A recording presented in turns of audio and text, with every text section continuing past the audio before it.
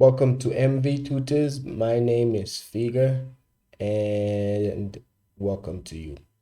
Well, we are doing the September 2021 paper 2. You just wrote this exam a day before yesterday. So I'm hoping that you catch this on time and that you will get to see what your mistakes were and what you did right as well, very importantly.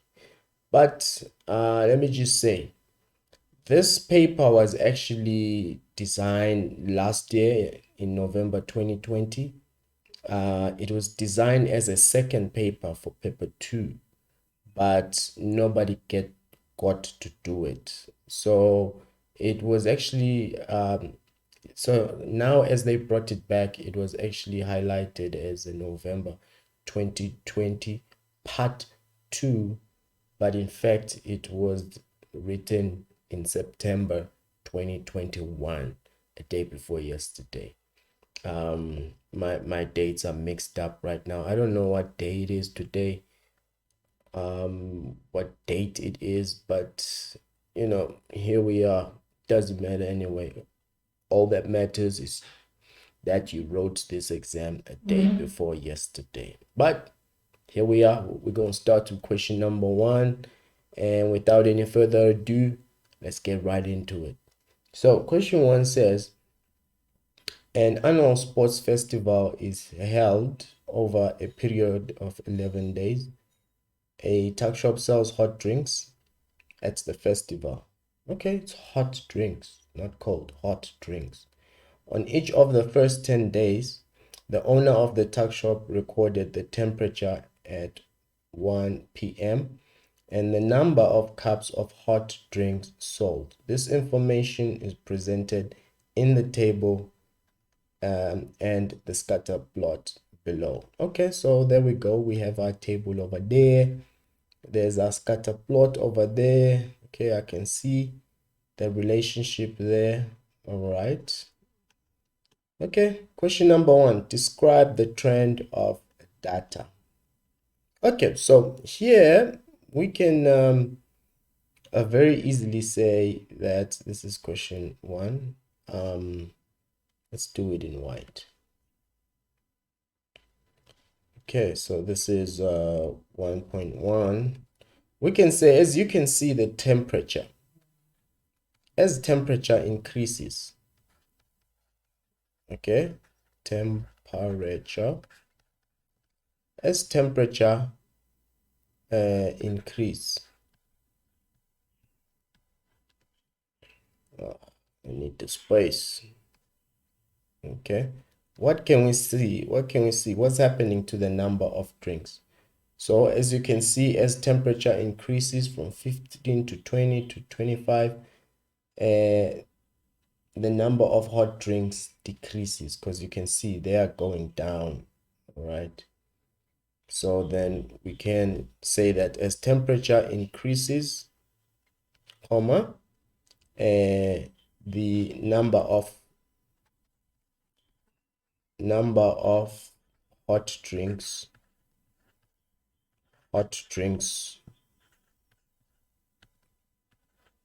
sold, and what happens to it? It decreases. That's it. That's the trend that we can see from this scatter plot. Okay, and you had to see it from the scatter plot because from this data here it's not very clear. Okay, and then the second question says, determine the equation of the least squares regression line for the data. Ladies and gentlemen, for this one you need a calculator. There is just no way that you can do this without a calculator. Oh, what's going on there? Okay, I was practicing this question. Okay, so what we're gonna do then is that I'm just gonna move this side because I want this data. Okay, and then I need the calculator. Okay, so on calculator, what you're gonna do is that you're gonna go mode. Okay, and we're gonna go stat, which is number 3, and then you're gonna go Okay, regression line is given by this is a line equation.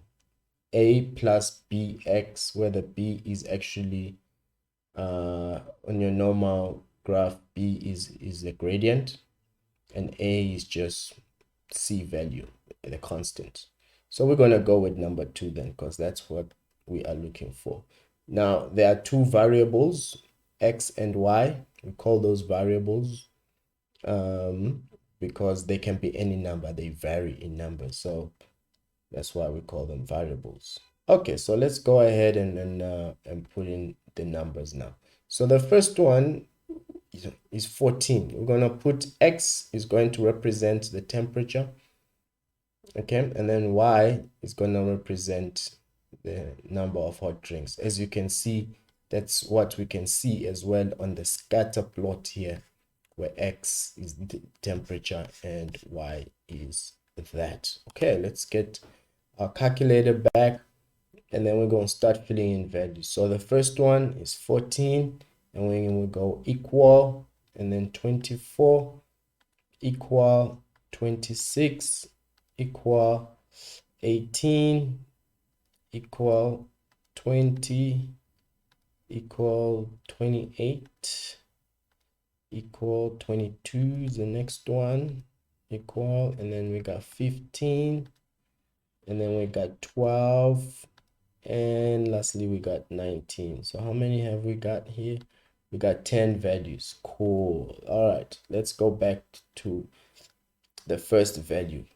The one that corresponds with 14 is 410, and these have to be exactly like, you have to put them in the calculator exactly like they are put here on this table below.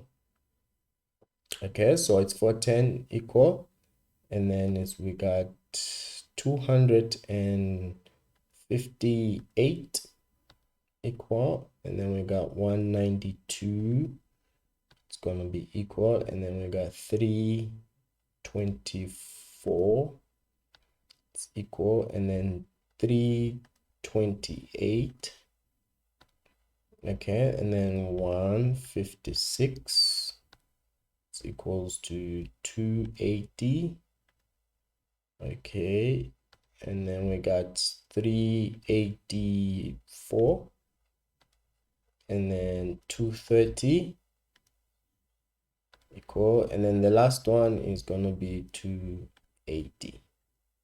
Okay, so now we got our data there, so we can just go AC, right? Clear it. Okay, so remember we're looking for the value of A, so we go shift, and then we're going to go stat, which is number 1 right there. And then what we are looking for is a regression line, right? So that's going to be number 5 over there. So we'll press 5. And then let's start with the A value. So A value is number 1. So we'll press 1, and then A, 489.47, rounded off. 489.47. Okay, let's write that down. So we're doing question. Okay, let's just write it down. A is 489.47. Okay, let's bring back our calculator. And then now we are gonna look for B. We can clear this if we want. We start again. Shift, stat, which is number 1, regression line, which is number 5. We're looking for the value of B, and it's number 2 there. So press it and we press equal. It's negative 10.37. Okay, thank you. So B is equals to negative 10.37. Right, now remember that actually, what question number is this? Let me just check. It's 1.2. I just wanted that. So this is question number 1.2, and then our regression line is given by the formula A plus BX. So our A, we know it to be 489.47, And then our B is minus 10.37. Okay, and X. That, ladies and gentlemen, is our final answer right there. That's it. Okay, so that's 1.2. Let's go to 1.3 now. 1.3 says the owner observed that he had used 1 liter of milk for every 8 cups of hot drinks. Okay, sold. If the temperature at 1 o'clock, which is what we are working with anyway, on the 11th day was expected to be 17 degrees Celsius, predict the number of 1 liter boxes of milk the owner should buy for the 11th day. Okay, so what's happening here is that they've determined the 11th day, that on the 11th day it's gonna be 17 degrees Celsius. Okay, remember this equation over here in 1.2, this regression line, the y, remember on the y we have number of hot drinks, so the y is the number of hot drinks and the x represents the temperature. Okay, so then for 1.3 what we can do is that we'll calculate the number of hot drinks using the equation 489.47 minus 10.37, and we've been given the value of temperature because x represents the temperature and they said it's 17. Okay, so we need to be able to put this in our calculator. Let's just put it on the side here. I want to bring my calculator.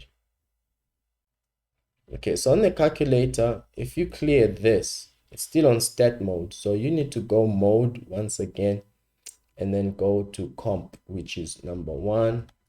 That's it. Then you can do this calculation. So it's 489.47 minus 10.37, and then I open a bracket, I put a 17 in there, exactly like I've written it, equals to 313.18.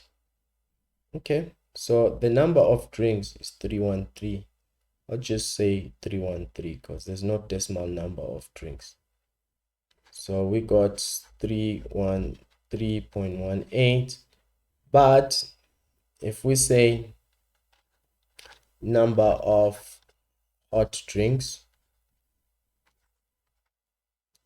what's that now? What's it doing? Number of hot drinks, that's gonna be equals to 313. Let's just say 313 hot drinks.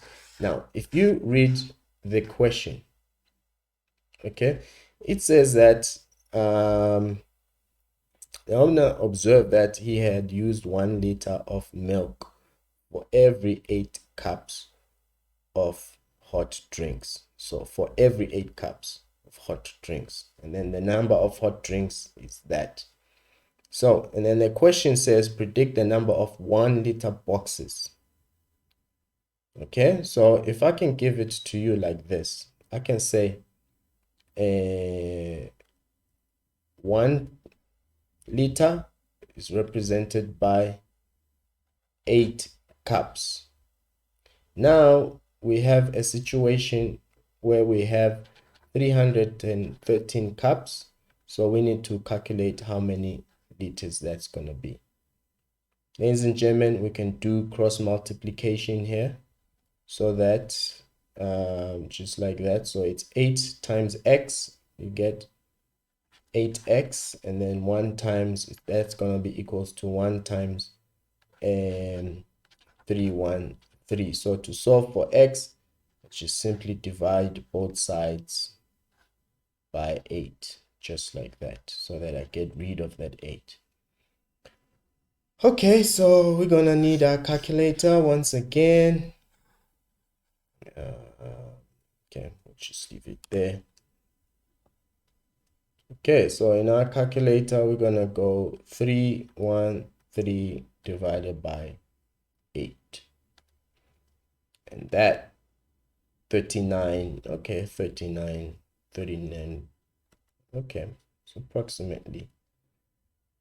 So that's 39. And then in conclusion, then we can then conclude and say, because the question asked us predict the number of 1 liter boxes. So that is therefore 39 boxes. That's it. Okay. That was 1.3. Let's do 1.4 now. So 1.4, we can use a green pen. 1.4. Identify an outlier in the data. Okay, so that we're gonna use a scatter plot. We'll use the scatter plot to identify. If you can see an outlier, if you draw a regression line over there, it's gonna be there. And the one that's really outside is this value here. And if you look, that's 10, 11, 12, 13, 14, 15. So it's 12 there, and then 252 there. So we can just go to the table now to go see what's on 12. So it's 12 and 320. Okay, 12 and 320. So the outlier is 12 and 320. Is it 320 or 230? 230. It's 230, man. My bad. So when you make a mistake, I'm not gonna delete this and re-record. I'm just gonna delete the answer and rewrite the correct one. It's very important for you to learn how to correct your mistakes when you make them. Don't try not to make mistakes. In fact, in mathematics, you should be making mistakes and reevaluate and then try again. It's one way of learning mathematics, by doing that. Okay, that's it. That's it for now. I'll see you in question number 2. But in the event that there's something you didn't understand, do contact me on my website, www.mvtutors.co.za. Book a free consultation there, or you can WhatsApp me on 076 312 1107. Okay, and I would love to be your tutor. Well, welcome to MV Tutors. My name is Figa, and I will be explaining this paper. Now, you wrote this paper literally the day before yesterday. These are the Gauteng prelims, and this is paper 2. We are now in question number 2, and let's get right into it. So it says the learners from various schools wrote an aptitude test in order to qualify for a bursary. Their marks as a percentage are represented in the ogive, ogive. I just never know how to pronounce this word. But anyway, it's the cumulative frequency graph, and that's what's given below, as you can see there. Right, so first question is, how many learners wrote the test? Well, since it's the cumulative frequency, all we have to do is just go to that final number over here and read off how many, what that number is. So we'll go there and then we'll just draw a line, straight line up until, there. Anyway, this thing doesn't seem to want to draw a very straight line, so I'm just gonna cancel it. But if I look closely, it looks like somewhere half between 170 and 180. So it's 175. Okay, so how many learners wrote the test? So that's question 2.1.1. So how many people? 175 learners. 175 learners wrote the test.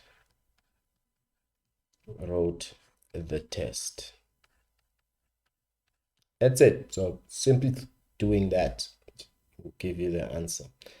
Okay, the next question is write down the model class of data. Now, if you know what a mode is the most number of learners that got a certain mark.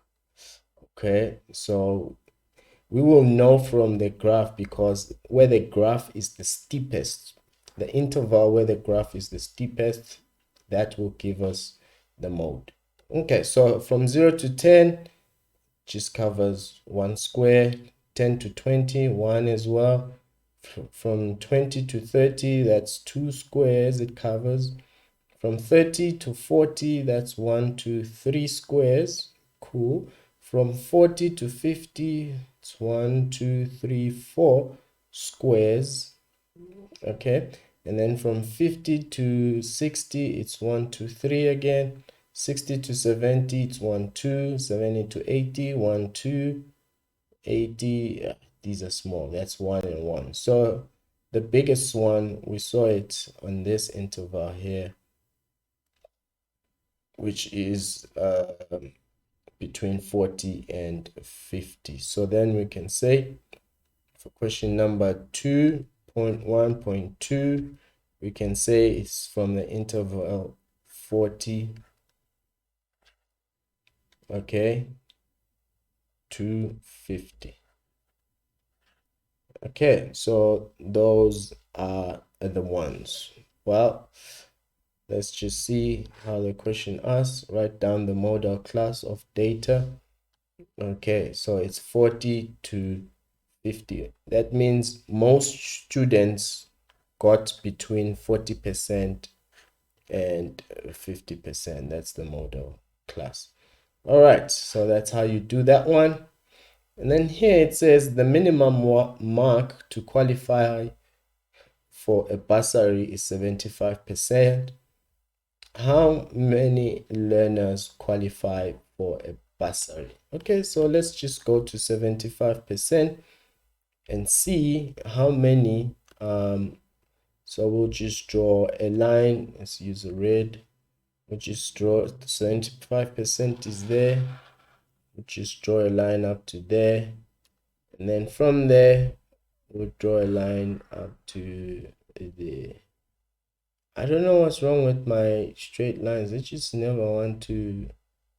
Oh, I know why. It's because this paper is not straight. My lines are straight. The paper is not. Okay, so I won't draw this one. I'll just look by observation. So 75% is over there. And then if you look there, that gives us about 159, 158, between 158 and 159. Let's just go with 158. Okay, so I'm just gonna put it there. Let's look closely. 158. So then we can say then, what question number is this? 2.1.3. So for 2. Let's have a thicker line. 2.1.3. We can see that at 75, it's 75%. It's 158. So what we're gonna do, we'll take the total number, subtract the 158, and that will give us our final answer. Let's just bring out a calculator. Okay, so what do we have here? We have 175 minus 158 gives us 17. So that means 17. Okay, now to complete our answer, it says how many learners qualified for a bursary. So 17 learners. 17 learners qualified for a bursary. That's it. Let's go for the next question now. It's on the next page. There it is. So 2.2, it says the table below shows the marks that 15 learners from one particular school obtain in an aptitude test. So this is a totally different question now. It has nothing to do with the first one, which was on the ogive or ogive or ogive, or I don't know how to pronounce that word. But anyway, it says calculates the mean, the standard deviation as well. So to do these, you need the calculator. So let's get a calculator. Okay, there we go. Got our calculator. Now watch this very closely. What you do is that you go to mode, and then you go to stat mode. You need, that's number 3, so you'll press 3. And because it's one variable, because it's just one row, so we'll press 1, and then we'll start putting the variable numbers. So it's 62 is the first one, go equal, and then we got 58, and then we got 78, and then we got 85, and then we got 74, and then we got 48, and then we got 74 again, equals to, and then 84 equals to, and then we got 100 equals to, and then we got 46, and then we got 80, then we got 92, then we got 60. You need to be very careful with these to make sure you don't skip a number. Put literally each and every one of them. Okay, that's it. So we're done filling in our data. We can clear the screen. And then when it says min, we're gonna go to shift. Stat mode again is number 1 here. We want the stat. So press 1. And what we are interested here in is the variables. So VAR, that's number 4. So we'll go number 4, and X. This is the mean, which is number 2. That's the mean sign. So we'll press 2 and then press equals 74.87. So the mean then, the mean, this is question 2.2.1. So we're saying the mean is 70. What was it? I forgot. I just said it now. It was 74.86. 74.87%. Cool. Now we'll be looking for the standard deviation. So let's just say standard deviation. So the standard deviation, let's go check our calculator once again.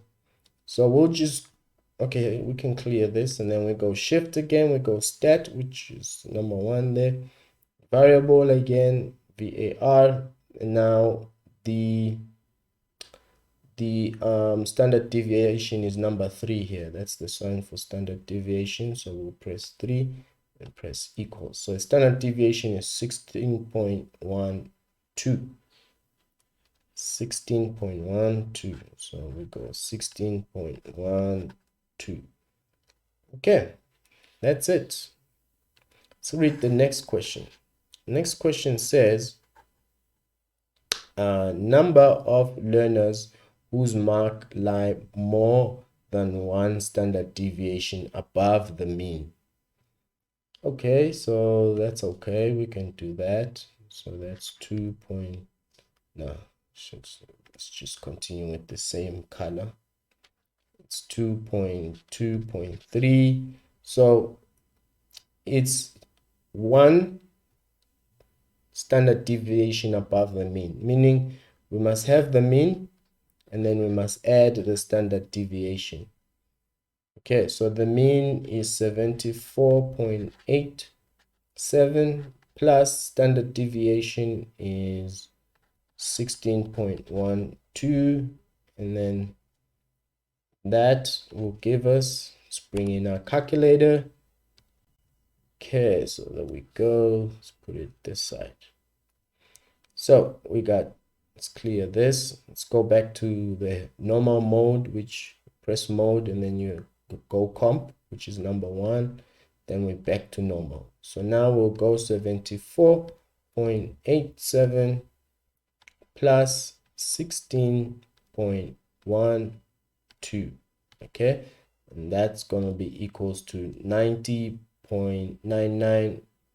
Let's write it like that. Okay, so it's 90.99. So that's approximately 91%. So now what this means is that how many students got above 91%. So that means we come to our table here, identify the ones that got more than 91%. So let's start from 62. No, 100. So we got 1 over there. 46. 92 is above as well, above 91%. 60, 90, and then the last one we have is 92. So how many do we have? We have 1, 2, 3 of them. So 3 students got above 91%. So we're just gonna say 3 students. That's our final answer right there. Cool. All right, let's go to the next question now, which says, the final grade 11 marks as a percentage obtained by a group of learners was analyzed. The one standard deviation interval above the mean, about the mean, was calculated as this. Now it says calculate the standard deviation for the final grade 11 marks. Now I always tell my clients, my learners, the students, that the first defense to answering a question is actually understanding what it wants. Now the English might be confusing here, so we need to understand what they want. So basically what they are saying in this question is that let's go back to white. This is 2.3 now. So what they are saying is that if you have the mean and then you say minus the standard deviation, it's going to give you the first one, which is 82.7. And then if you have the mean and you add the standard deviation, it's going to give you the bound of 94.1. Okay, now if you didn't understand this, then you're not going to be able to answer correctly this question. What this is then is just simultaneous equations. You have to solve for the standard deviation. So then this becomes equation number 1, and then that becomes equation number 2. Okay, so what can I solve for here? I can solve it anyway. You know, I can literally add these up. You know, I can say equation 1 plus equation 2. All right, I'll just put a number line there, put a plus sign there. X plus x gives me 2x, right? And then minus that plus that gives me 0. Okay, they cancel each other. Now I have to put these in a calculator and add them up as well. So let's bring in our calculator. Okay, so there we go. It's gonna be, let's clear that. It's gonna be 82.7 plus 94.1. It's going to be equals to 176.8. 176.8. 176.8. Then I can solve for x. This is now just a matter of mathematical gymnastics. So I divide by 2 there, and I also divide by 2. And then I'm going to have my x then, which is going to give me, we need that calculator back. Come on, calculator. So I'm just going to divide that by 2, and it gives me 88.4. Okay, thank you so much. We got 88.4. Now, this is the mean. To calculate the standard deviation, I can, because that's what they want. That's what the question wants, standard deviation. So to calculate the standard deviation, I can use any of these equations here to solve for the standard deviation. For example, I'm going to use equation number 2. So if I take equation number 2, let me just do it this side. If I take equation number 2 and I manipulate it to make the standard deviation, the subject of the formula is going to be 94.1 minus that. So minus the mean. So the mean, I've solved it to be 88.4. And then let's put this in a calculator, and then we will be done. Okay, so now we have 94.1 minus 88.4, and that gives us 5.7. Thank you very much, calculator. It served us very well. So the standard deviation then is therefore 5.7. That's it, ladies and gentlemen. I hope you understood. But in the event that you didn't, do contact me via my WhatsApp.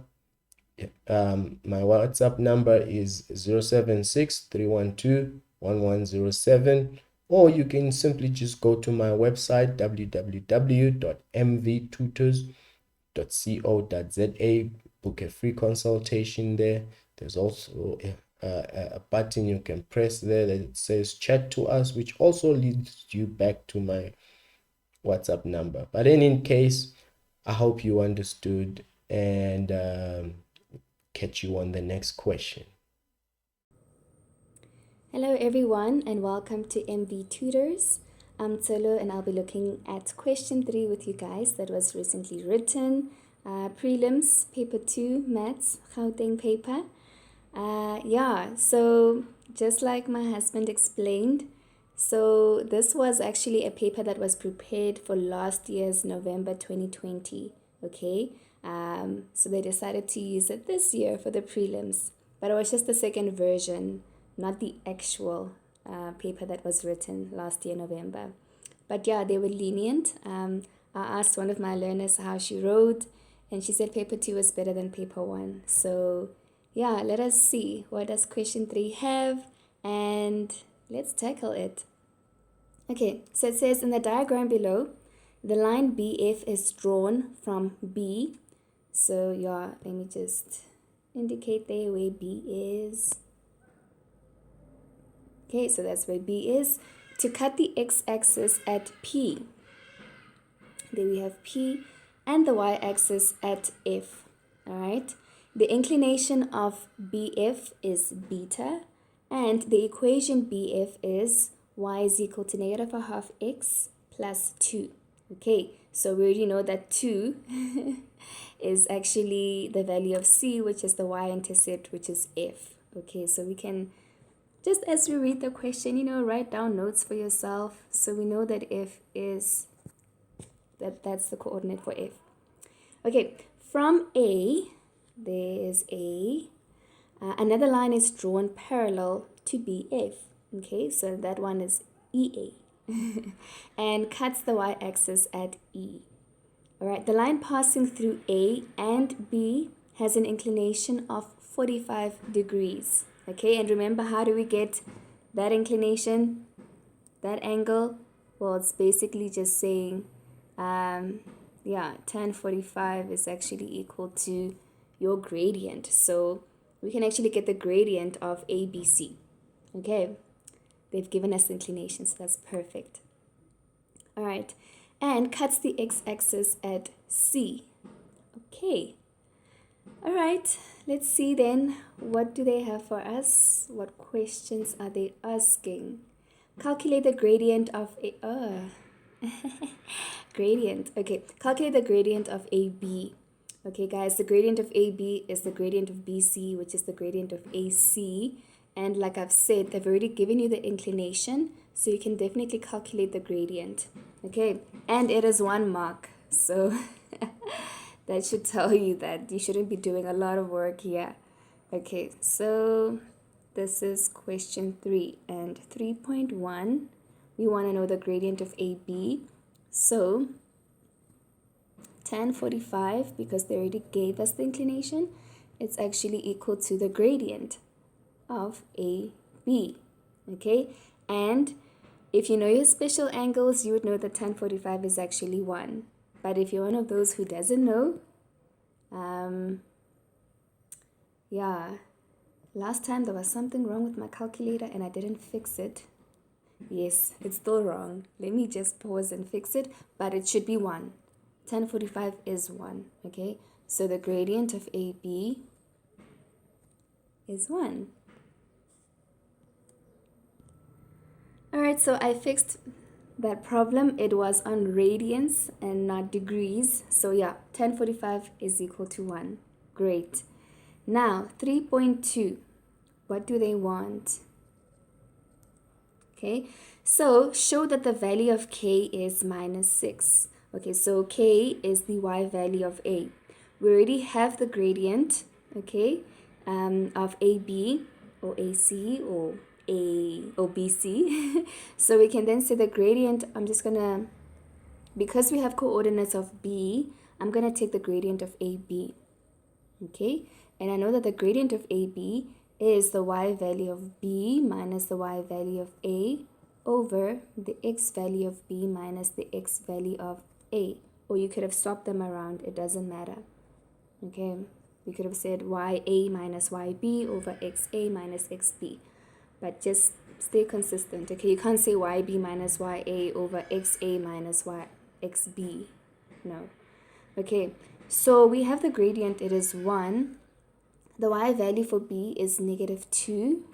The y value for A is what we are looking for. Okay, the x value for B is 8. And the x value for A is 4. Okay, so I'm just going to take it. 8 minus 4 is 4, right? So this time I have 1 times 4. I've taken it that other side.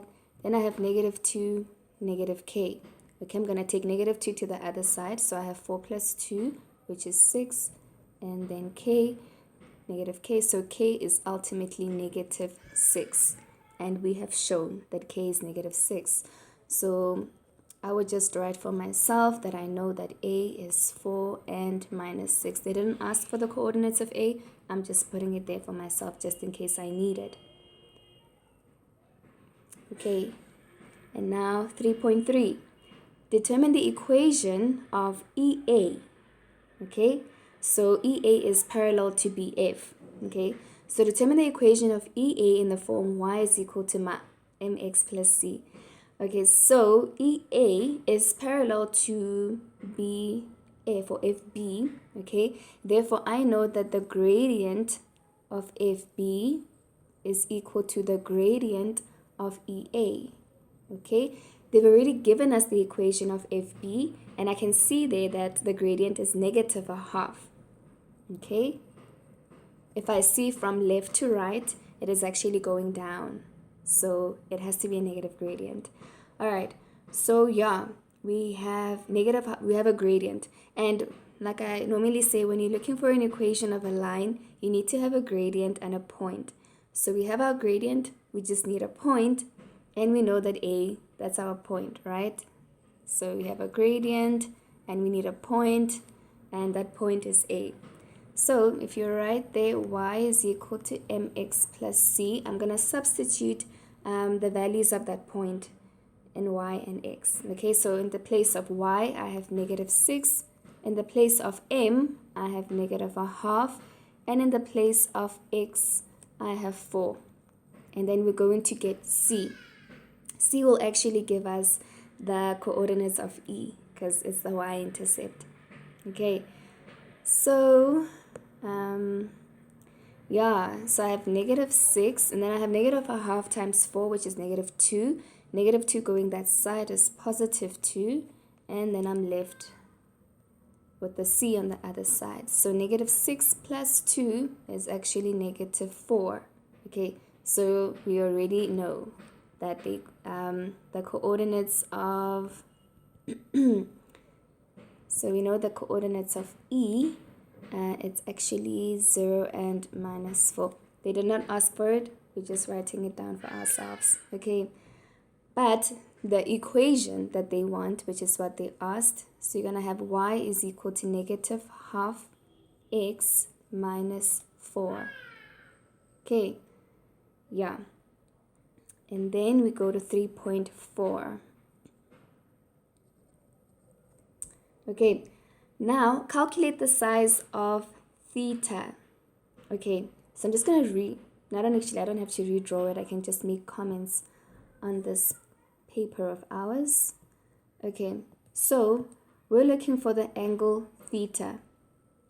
All right, the one way I can think of calculating it is using that rule that says the external angle of a triangle. So can you see we have triangle PBC? Okay, so the external angle of a triangle is equal to the sum of the interior angles, opposite angles. So I need to figure out what this angle is. I'm going to call it alpha. And I need to figure out what this one is. Okay, I'm going to call it no, I already have theta, alpha, beta, gamma. Okay, so what would you write on your question paper? If you're going to indicate it like I have, you need to redraw it, okay, in your question paper, so that when your marker sees alpha and gamma, they're like, okay, we at least know where that comes from, and it's not just it's not just foreign. So this is where we have gamma, and that's where we have alpha. Okay, so we're saying that theta is equal to alpha plus gamma. Okay, now how do I get gamma? That's the easy one. They didn't ask for reasons, but I can see that 45 degrees, okay, we have vertically opposite angles. So I know then that gamma is equal to 45, okay, so I already have 45 there. But alpha, how do I get it? So I see here that I have a straight line, okay, remember FB, that's a line, straight line.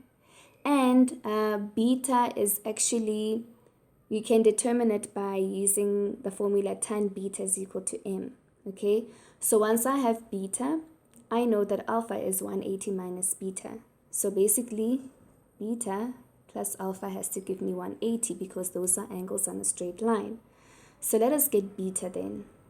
Okay, so I say tan beta is equal to the gradient FB. We already know what the gradient FB is. It is actually negative a half. Okay, so beta is equal to that. Okay, so we're gonna go shift 10 minus, and we have negative 0.5. Okay, so that gives us negative 26.57. Okay, this negative actually indicates alpha itself. Okay, but we're going to take the positive of it. So actually, negative, let me just write that, negative 26,57. Okay, and we need to add 180 to it so that we get what beta is. Okay,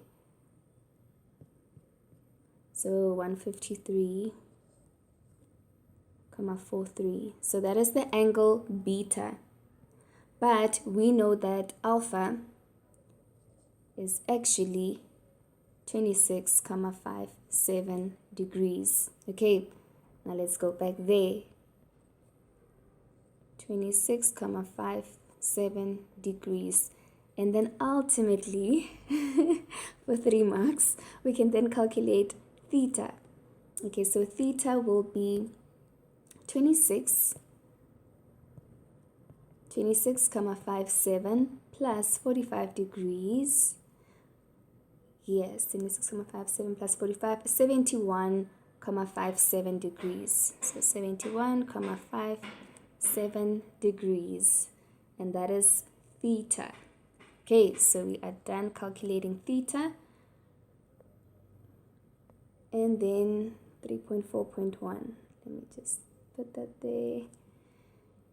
3.4.2. Now they want the length of BF. Okay, so we have the coordinates of B and we also have the coordinates of F. We know that F is the y-intercept of line BF, and yeah, so we can then use the distance formula to get the length of BF. So BF is equal to, let's say, square root of xf minus xb squared yf minus yb squared. Okay, so what is the coordinate of xf? That's 0. And the coordinate of b, the x coordinate is 8. Okay, the y coordinate of f is 2. And the y coordinate of b is negative 2. So that will turn this into a positive 2. Alrighty, so we have 8 squared, negative 8 squared, which is 64. And we have 4 squared. 2 plus 2 is 4, so 4 squared is 16. Okay, and then 64 plus 16 is 80. Okay, so BF is root 80. They didn't say anything about leaving it in insert form. So let's just find out. Let's just round it off to 2 decimal places. So root 80 is 8,94. 8,94 units, because they didn't say whether it's in meters, centimeters, millimeters. Okay, nothing. So 8,94 units. All right, and then 3.4.3. The area of ABF. Okay, let us have a look. Where is A, where is B, and where is F? I'm going to indicate it in green. Okay, so we have A over here. Okay, then we have B over there and F over there. So that triangle. Ooh. Okay, no, that's not going to work. All right, let's try that again. Okay, that's much better. Okay. All right, so that is the triangle. It's not a right angle triangle, as you can see. That would have made life a bit easy, but it's not a right angle triangle. What I do have there, if I just redraw it this side. Okay, so we have B over here, which is 8 and negative 2. We have F over here, which is 0 and 2. Then we have A, which is 4 and minus 6. And then we have theta. We just calculated theta. It was 70 something, 71,57.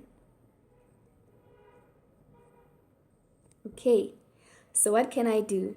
I don't know, guys, if you remember the area rule, but that is what I'm going to do. Let me see if we have a formula sheet here. we should. Just in case you're in the exam and you're like, "Ah, I forgot the area rule." Okay, so there we have it. I'm just gonna underline it. So there's the area rule. Okay, so basically, if I want the area of triangle ABF or AFB, I'm just gonna say ABF. Okay, what do we know actually? We know the angle B, right? And we can get the length of FB. We can also get the length of AB. Okay, so we're gonna start, it's a half length of FB, length of AB, all right, sine theta. Okay, so that is the equation. Okay, let's go back to our, yes, there we are. Okay, so now we can actually get the area of ABF. Okay, so now let's get the length of FB. Did we get it somewhere? Yes, we did. We have the length, it's root 80. Okay, it's root 80. We need to go get the length of AB. Okay, I'm just going to put it up here. So AB is equal to the whole root. Okay, so x coordinate of B is minus 2. No, that is y. It's actually 8. And the x coordinate of A is 4. The y coordinate of B is minus 2. The y coordinate of A is minus 6. So minus minus, which turns into a plus. Okay, and then I need to move it a little bit. Let me just move it up there. Okay, so now 8 minus 4 is 4. 4 squared is 16. Okay, minus 2 plus 6 is equal to 4. 4 squared is 8. No, 4 squared is 16. Where is my mind? Okay, 6 minus 2 is 4. 4 squared is 16. Okay, so 16 plus 16, we have 32. So the answer, the length of AB is root 32. Okay, and then we have sine 71.57. Okay, so let us calculate that. Okay, let's take out our calculator. So we have 0.5 times root 80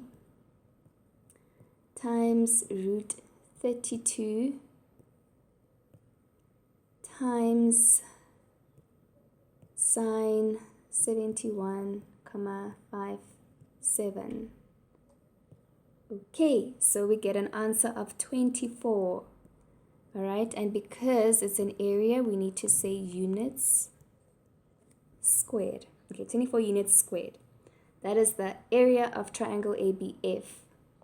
Okay, and then lastly, 3.5. So let G be a point in the fourth quadrant such that APBG is a parallelogram. Then calculate the size of PAG. Okay, remember a parallelogram. Just gonna draw just a reminder. You have this side equal in length with that side, and those sides are equal in length. These sides are parallel, and those sides are parallel. Okay, do not equate these angles. They're not equal. Or are they? Yes, I'm lying. Yes. Opposite angles are equal. I guess I wanted to say do not make them 90 degrees. So even there, opposite angles are equal. Okay. Now let us see. Where is G? Okay, let's get a different colored pen. So for paper 2, guys, I feel like you need highlighters because, yeah, you need to mark for yourself and see where what is. So we have A, P, So the way in which they write it, that's the way you're going to follow. So you go from A to P, to B, and then to G. So G is somewhere here. Okay, so for those who were thinking it would be A, B, P, and then G would be somewhere here. No. If they said A, B, P, then yes, G would be here. Okay, then you'd have your parallelogram there. Okay, but they said A, P, B, then G. Okay, alrighty. Okay, let's shift. So take away that G, it's not applicable. Okay, so this is our parallelogram. A, P, B, and G. Okay, so like I said, these lines are parallel, and you can see that, oh no, maybe you can't. But yeah, if you were to get the x-intercept, so you'd see that actually A and P are in line. And another way of testing that, I mean, this is 4 marks, so you need to probably show that A and P are actually probably parallel to the y-axis. Okay, so to get the coordinates of P, remember P is the x-intercept of that equation y is equal to negative half x plus 2. So if I were to get the x-intercept, I know that y is equal to 0. Okay, I'm just going to say for line FB. Okay, so with y is equal to 0, I have negative half x plus 2. I'm going to take 2 to the other side. Well, let me take negative half x to the other side. So I have half x is equal to 2. And if I say 2 divided by a half, I will get 4. Okay, so we know that the coordinates of P is actually 4 and 0. Okay, so we can write there P, 4, 0. So yes, therefore, AP is parallel to the y-axis. Okay, so now we know the coordinates of AP. How will that help us? They said we should calculate the size of PAG. Okay, so basically, if I were to redraw, no, I don't actually have to redraw it. So basically, for G, we are looking for, we're actually looking for this angle here. Okay, this is what we're looking for because it said PAG. So what is A? Okay, now I'm going to zoom in on P a little bit. Okay, so I have my x-axis there, and I also have my y-axis somewhere there. Okay, so that's my y-axis, and that is my x-axis, and I have P, okay, which is at 4. And then we have this straight line. If, oh gosh, okay, I'm just gonna do this. Yeah, so we have our point there, F. Okay, don't really need to put it, but let's just do it. So we have P there. Let's just pretend that P, yeah, this is where P is. Okay, and yeah, that's where B is. So and then we have a line that passes through P going to A, okay, which is parallel to the y-axis. Okay, yeah, we tried. Okay, so now I want to get this angle here. And why would I do that? Remember that we have, for a parallelogram, we have the opposite sides are parallel, okay? And if we have parallel lines, okay, it means that the angle that we have something like that, né? The angle that I have here is going to be supplementary with this angle. So basically, if I add this and I add that, I should get 180 degrees. Okay, so if I can figure out what this angle is, I will then take 180, subtract that, and then I'll get what A is. Okay, so how can I get that angle? I know alpha. Remember we solved for alpha back then? And the angle that it makes, so I have the x-axis and I have the y-axis. So it means this must be 90 degrees. Okay, so alpha, what did we get when we solved it? We got 26,57. Okay, so that's 26,57. So now we need to just say 90 minus 26,57. And that is 63,43. So I have 63,43. Okay, so I have that. Now I need the angle there at the bottom, which is A. Okay, so A here, what would that be? Okay, so that's not really parallel, but you get it. Okay, so that's A. So basically, A plus that 63,43, like I said, they are supplementary, meaning when I add them, I should get 180. So A is going to be 180 minus 63,43. Okay, and that will be equal to, so 180 minus that answer, 116,57. And there you go, you have the answer. Okay, and we are done. Oh, that was 20 marks.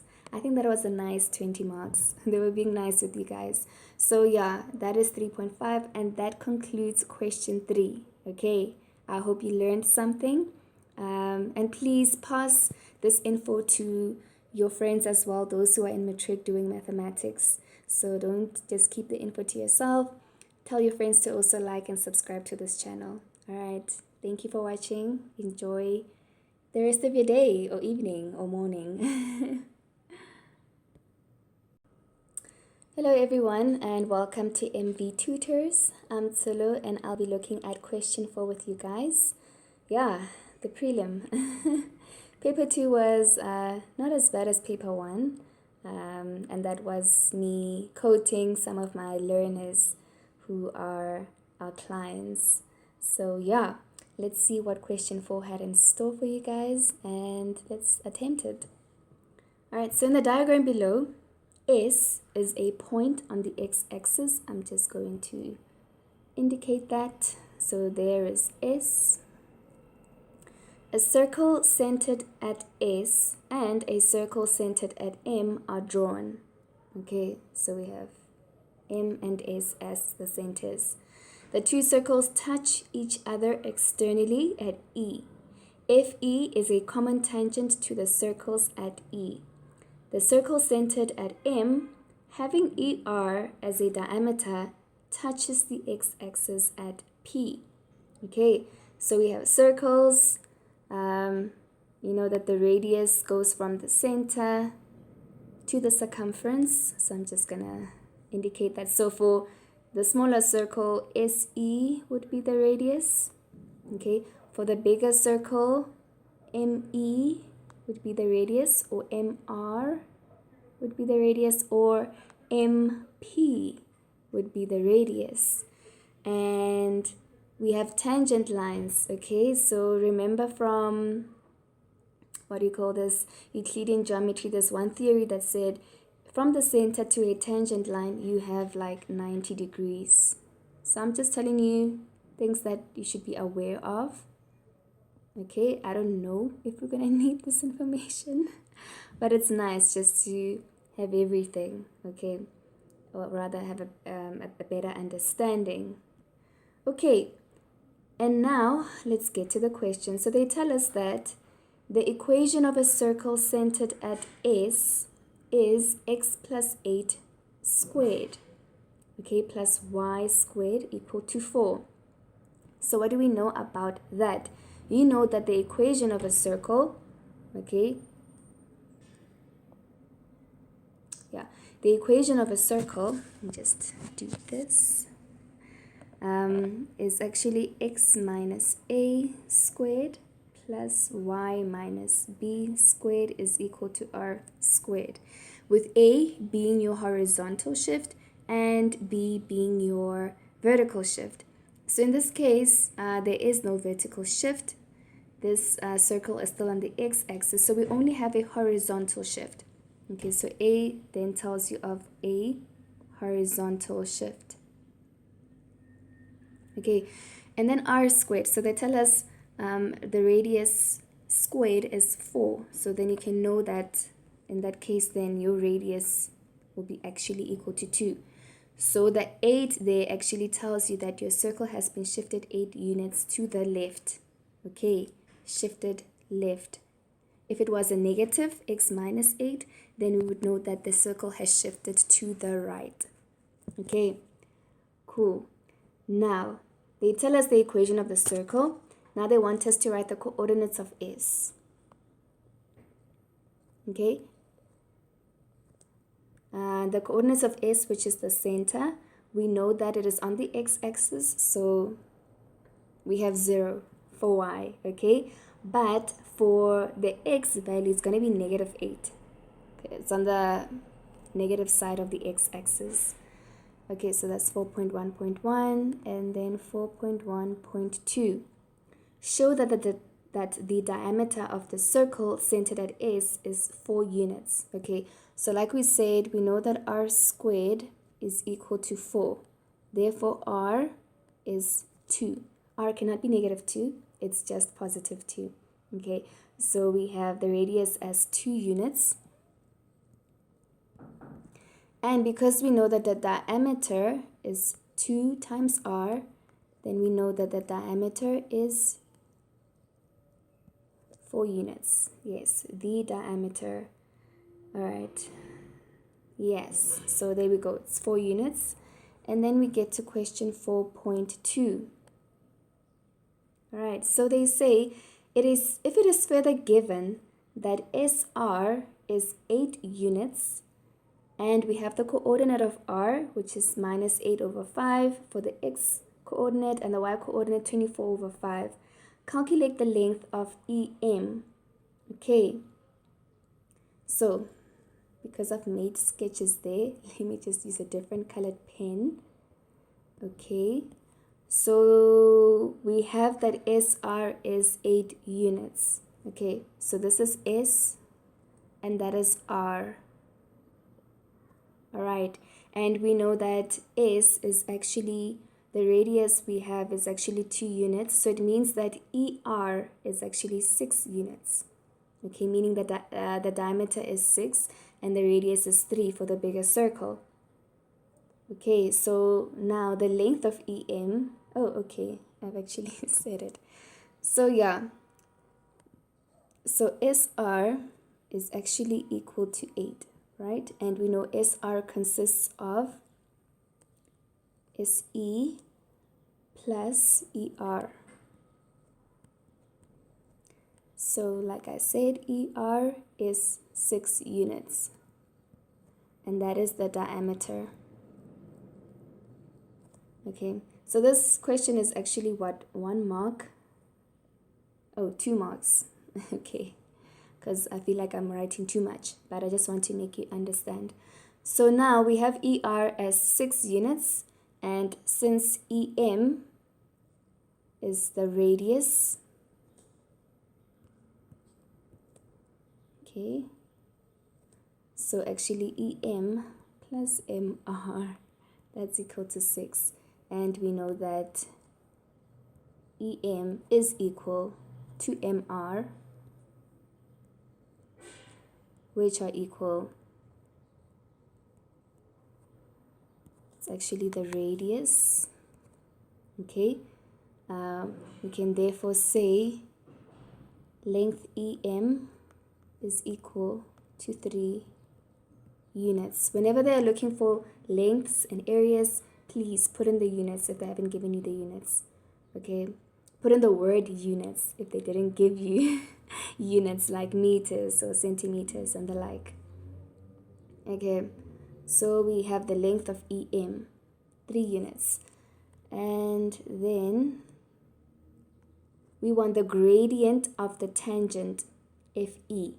Okay, so we know that this tangent line is actually perpendicular to it's actually perpendicular to the line from the center to the circumference. Okay, so now if I want the tangent, the gradient of the tangent FE, I don't have any coordinates for F or E. I can rather get the coordinates of the line it's perpendicular to, which is SR. I know the coordinates of S, I know the coordinates of R. So I'm going to get the gradient of that. And after I have gotten the gradient of SR, I know that that gradient times the gradient of FE or EF, they should give me -1. Okay. So now, let me get the gradient of SR. Okay. They gave me, I know the coordinates of S is -8 and 0. So let me just say ys minus yr over that. Okay, so the coordinate of y, the coordinate of s, the y coordinate of s is 0, and the y coordinate of r is 24/5. 24/5. I'm making silly mistakes. Okay, the x-coordinate of s is -8, and the x-coordinate of r is -8/5. Okay, I'm going to plug all of this in the calculator. And we have -24/5. Okay, all over -8 plus 8/5. Okay, and that is equal to 0.75. Did we expect it to be positive or negative? We expected SR to be positive because from left to right, it is going up. Okay, so it is a positive gradient. So now that we know the gradient of SR, we can say the gradient of EF is actually -1 divided the gradient of SR, which is 0.75. So now let us see. -1 divided by the answer. So the gradient is -1.33.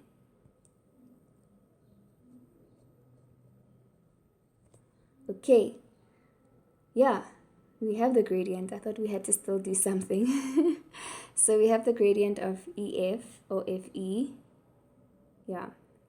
So now 4.2.3. The coordinates of M. How are we going to get the coordinates of M? Okay, let's think about it. All right. So we have the coordinates of R. We don't have the coordinates of E. If we did, we would have used the midpoint formula. But let us see. What do we know? So to get the coordinates of M, okay, the Y coordinate. All right, so okay, I see it. So, do you see M?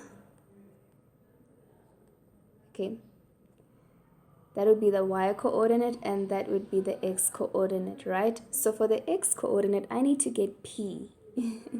Okay, and then for the Y coordinate, well, I know that the radius is actually 3 units. So at least I know that coordinate.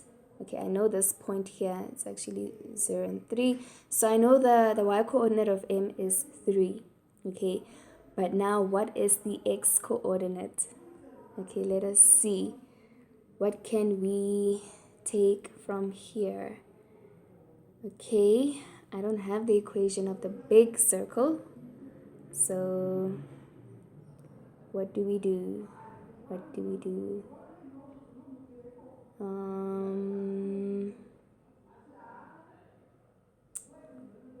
Okay, if I know that this one,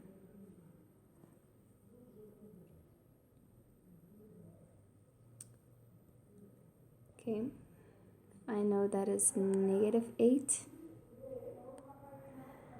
and I know that is 2 units. How would I get to the other side? Okay, let me think about it. Okay, so yeah, guys, this was a tricky one. If I were to look at MP, okay, I already said that that is 3 units, right? And then remember that MP is actually parallel to the y-axis, okay? So therefore, I can then safely say that is a 90-degree angle. And then I have S over there. Okay, and I know the length of SM. Remember, for the smaller circle, the radius is 2. For the big circle, the radius is 3. So SM is actually 5 units. Okay, now I'm left with finding the length of SP. Okay, how will that help me? Well, basically, I know that the length from the center to S is -8. So if I get SP, I can then take 8 and subtract whatever length that I get there. Okay, so I need to find that in order to know what the coordinate of P is. Okay, so using Pythagoras, I will then say SP squared is equal to SM squared minus MP squared. Okay, so SM is 5 units. Yeah, so basically, yeah, maybe they want to see why I say SM is 5 units. So SM is equal to SE plus EM. And like I said, SE is 2 units because that's the radius of the small circle. And EM is 3 units because that is the radius of the big circle. So SM is equal to 5 units. Okay. Yeah, and this is like 4 marks, so we should tell them everything we know. Okay, so the coordinates of M. Yeah, so now we're getting to SM, which is 5 units squared, and MP, that is 3 units squared. Okay, so 5 squared is 25, 3 squared is 9, meaning the answer is 16. So therefore, SP is actually the root of 16, and we are expecting the length to be positive because you don't get a negative length. So root 16 is 4 units. So we have SP as 4 units. And because OS is equal to the length of it, the length of OS is 8. Okay, and if SP is 4, it means OP is 4. Okay, but let me just write that down. So the length of OS is equal to 8 units. Okay, therefore OP is equal to OS minus SP. Okay, so therefore the coordinate of P is -4 and 0. Okay, I'm just gonna put it there. Okay, how does that help us? Well, M and P are, like I said, they are parallel to the y-axis. So they are directly, well, P is directly at the bottom of M. So we know that now the y-coordinate of M, we already showed 3 units. So that is 3. And the x-coordinate, it is going to be -4. Okay, so that is... those are the coordinates of M, -4 and 3.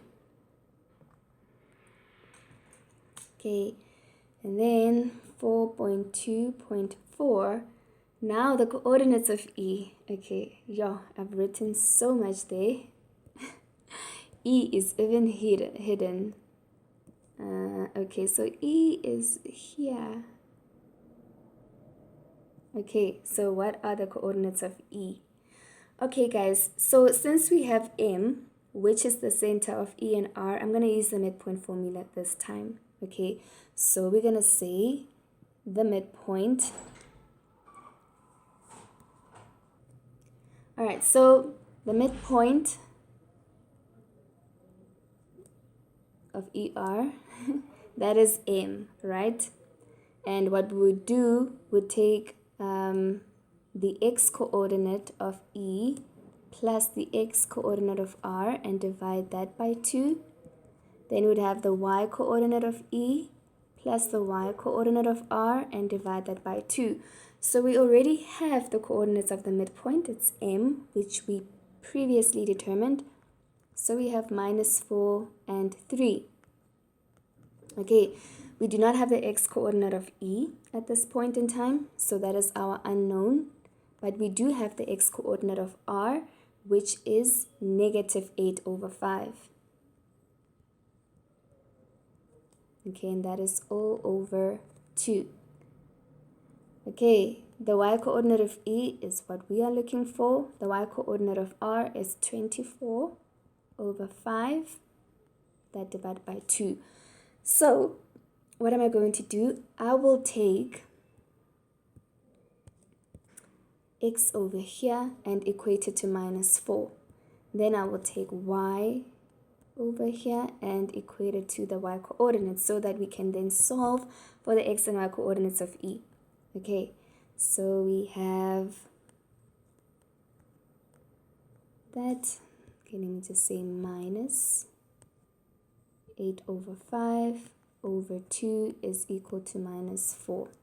Okay, on the other side, we have the y coordinate of E plus 24/5 divided by 2 is equal to 3. Okay, so I will be doing this simultaneously, so please follow. If I take 2 to the other side, I am left with, I have -8. Okay, this case on the y on the right side, if I take 2 to the other side, I have 6. Okay, so the x coordinate is actually -8 plus 8/5. We will use the calculator now to check what the answer is. So 6 minus 24/5. Okay, so yeah, this is where we can use the calculator. So I have -8 plus 8/5. And that is -6,4. Okay, -6,4. And then for the y coordinate, we have 6 minus 24/5, and that gives us 1,2. Okay, so therefore, the coordinates of E minus 6,4 and 1,2. If you want to put it in fraction form, you just go, I don't know if you can see, but the S with the arrow going to the right D and D with the arrow going to the right S. You just click on that and it gives you the fraction form. So we have 6/5, okay, or you could say we have 6/5, and that answer there, I don't know if it will allow us to go back. I don't think so. So if I have -6,4, it's actually 32, -32/5. So it's really up to you. Write it in decimal form or write it in fraction form. Okay, but because I've seen they've given us most of the stuff in fraction form, so maybe you'd want to keep to that. Okay, yo, we're still not done. Okay, now 4.3. Yeah, 4.3. So the circle centered at M is shifted 1 unit to the left. Okay, shifted 1 unit to the left. okay, and reflected in the x-axis to form a new circle centered at K. Okay, let's just, as you are reading there, you should be making notes on your form, on your question paper. Let's use black. Okay. All right, so now determine whether the point -8, 0 lies inside or outside the circle centered at K. Okay, so we have M, right? And M moved 1 unit to the left. So now M has moved. Oh, I've drawn so much. Yeah, so now M is here. And now its coordinates, because it moved 1 unit to the left, now we're going to have -5 and 3. After it moved 1 unit left, it was reflected about the x-axis. So this is the x-axis, right? So I'm going to reflect it, and I'm going to be somewhere. Gosh, sorry. Oh, my goodness. Okay, so it is reflected in about the x-axis. So it's going to be somewhere this side. Okay, and I am still at -5, but now -3. So if you reflect about the x-axis, the x-coordinate stays the same, the y-coordinate becomes negative, or you apply negative to the y-coordinate. Okay, so that is our new circle. Okay, and it probably looks something like this. Whew, my goodness. Okay, so that is our circle, and that's the center K. What are they saying now? Determine whether -8, the coordinate -8, 0 lies inside. Okay, so the way I drew it, guys, -8 is there. The way I drew it, -8 touches the circle, but my drawing is not correct. It's not accurate. Okay, so we need to show using calculations. Okay, not just by looking at the drawing, because sometimes they give you drawings that are not to scale. Okay, and this is 5 marks. Okay, I just wanted you to see visually how this circle is looking and where it is. All right, so what are we going to do? We know that this circle has a radius of, let me just draw a circle. Okay. All right, this one is much better. Okay, so we have our circle here, K. Okay, and the coordinates are -5 and -3. We know that still the radius of the circle is 3 units, right? So we know that from the center to the y, let me just draw in the y-axis. So the y-axis is somewhere here. Okay, so this is the y-axis, and the x-axis, okay, it's actually, let's see, we can draw it properly. No.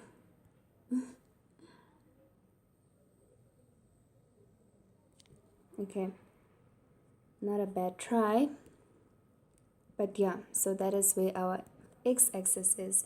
So we know this length here to the y-axis is actually 5 units.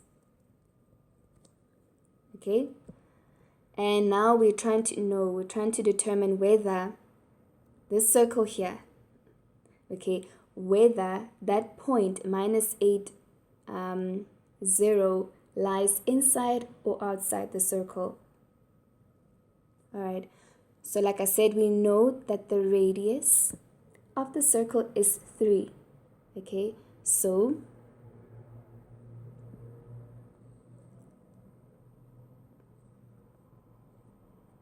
we actually have 3 units. Okay, and here, actually the way I drew it was actually, yeah, correct. So that coordinate there is -8. That is where S is. So we can see it touches the circle, literally. Okay, yeah, because this coordinate over here is actually going to be minus 8 minus 3, and this coordinate over here is actually going to be minus 2 minus 3. So let's read the question again. Determine whether the point lies inside or outside the circle centered at K. How? There's no touching. There's no option for that point is on circle A. It says it lies inside or outside. It lies on top of the center. No, sorry, it lies on the circle. Okay. Yeah, it actually lies on the circle, guys. Yeah. Okay. Let me see how we can actually write this properly.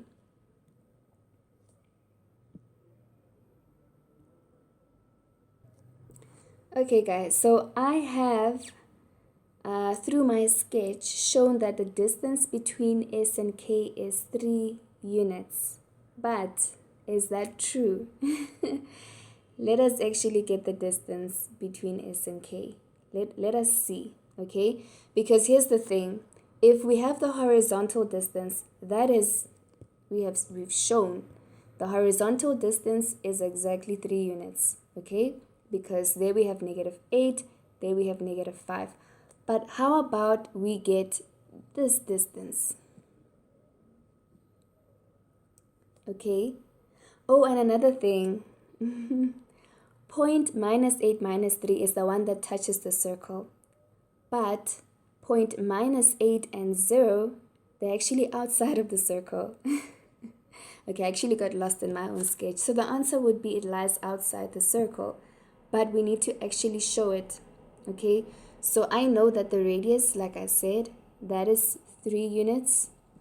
So we need to calculate and show that actually the length of SK is bigger than 3 units. We can see from the sketch, this point, -8, 0, it is outside of the circle, but we need to prove that it's actually outside of the circle. Okay, so yeah, my apologies. I was looking at point -8 and -3. That is definitely on the circle. Okay, so yeah, apologies for that.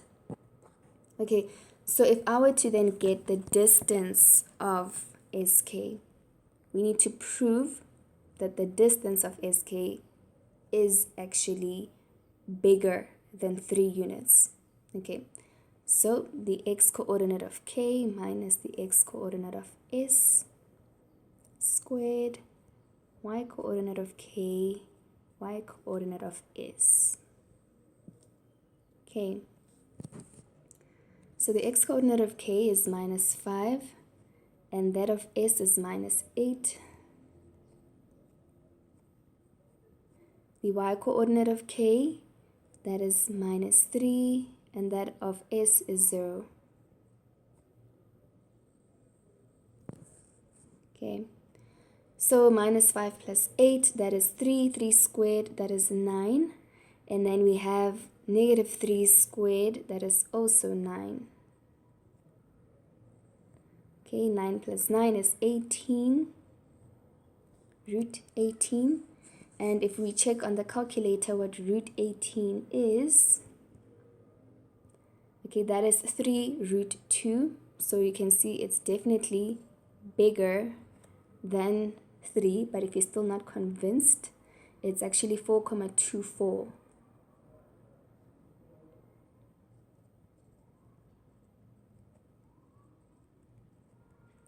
Which is actually bigger than 3 units. Therefore, point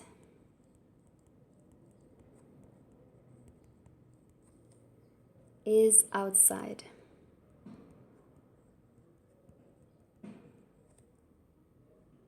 of, I'm just gonna call it circle K. Okay, so yeah, it helps to sketch, but please, like I did, don't get lost in your sketch. Go back and actually see what are they asking. So they asked for this point, which is actually S, and they wanted to see is it inside or outside the circle, and it is obviously outside of the circle. Okay, thank you for tuning in. Please don't forget to like and subscribe. like our videos and subscribe to our channels and channel. And please share this info with your fellow learners as well. Don't keep the information to yourself. Okay, bye.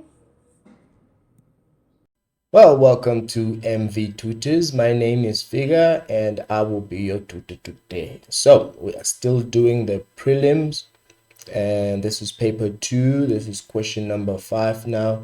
You literally just wrote this a day before the day before yesterday, so 2 days ago. All right, so we're pretty quick in taking this out, but nevertheless, let's get right into it. It says, question number 5, point T, there it is, I see it, is given in the diagram below. A is a point on the x-axis. Where the heck is A? Oh, there it is. Such that reflex AOT, that's the reflex angle. Remember, reflex angle is bigger than 180, so it's shown there, and that's alpha. Cool. So they say determine without using a calculator the value of each of the following. All right, so there are a few things that we need to do in to manipulate this. First of all, we need to recognize that let me just redraw this triangle that we will need to work with. This is the triangle that we need to work with right here. Okay, so you just completed a triangle there, and then that's gonna be your angle. That's fine. This is fine. That's gonna be your angle right there. Okay, so that's gonna be your angle. That's cool. All right, let's see now let's put some values in this thing. So right over here we're gonna have -1, and then here that's -2. Okay, and that's our angle. So when we're talking of 10, that's gonna be 5.1. When we say 10 theta, 10 alpha, we're gonna say then 10 is given by, we know from SOHCAHTOA, it's opposite over adjacent, right? So what's the opposite here? The opposite of that angle is -2, and adjacent is -1. So just take the numbers exactly as they are. So that's going to give us a +2. That's it. And then now we need to do 5.2. They want the cos, but for cos we need the hypotenuse. So let's start by solving the hypotenuse. We are going to use so the hypotenuse, we're going to use Pythagoras. So just to combine it, it's gonna be, it really doesn't matter whether it's positive or negative, because anything squared is still gonna be positive. But for the sake of consistency, I'm just gonna keep them as negative. Okay, so this then becomes, that's gonna be 4 squared. 2 squared is 4 plus 1 squared, which is 1. So it's 4 plus 1, which is the square root of 5. So now when it comes to cos, now when we say cos alpha, then we're gonna have cos is from SOHCAHTOA. It's given by ka, which is adjacent, over hypotenuse, right? So what's the adjacent? The adjacent we have is -1, and the hypotenuse is always going to be positive, so that's going to be our cos. Okay, cool. Let's move on now. Now we got that. Let's give ourselves some space here. Okay, so we got 5.3. Man, why do I keep saying 5.3? There's a 1 between all of them. So this is There's a 1 there, 0.1. There's a 1 there, 0.2. So there's a 1 there, 0.3. Cool. So now, cos alpha plus 45. Now, for this one, we need to go to the formula sheet. Well, I copied it over here. So what are we looking for? This is the formula sheet you get in your exam. So you'd come down here and look for alpha plus beta. So it's given by that. Okay, so it's cos alpha, cos beta minus sine alpha, sine beta. That's for the plus. Okay, let's go back. All right, so let's rewrite that. So that is going to be equals to, as I said, it's cos alpha. Is it cos beta too? Let me just check. Yeah, so beta in this case is 45. So we're going to have 45 like that. And then it's minus sine alpha sine 45. Okay, so there's something that I want you to know about this. Let me just bring it over this side so that it's the only thing in isolation. All right, you need to know that when this 45 is really just a special triangle, right? It's just a special triangle like that. And what you have is that when you have 45 there, and then there is also 45, that's 90 over there. It's a special triangle. We know that the one I prefer is 1 and square root of 2. Okay, so we're going to use this triangle to solve the rest of the question. All right. Yeah, we're going to need that triangle as well. So cos, I'm going to need that triangle over there as well as the special one.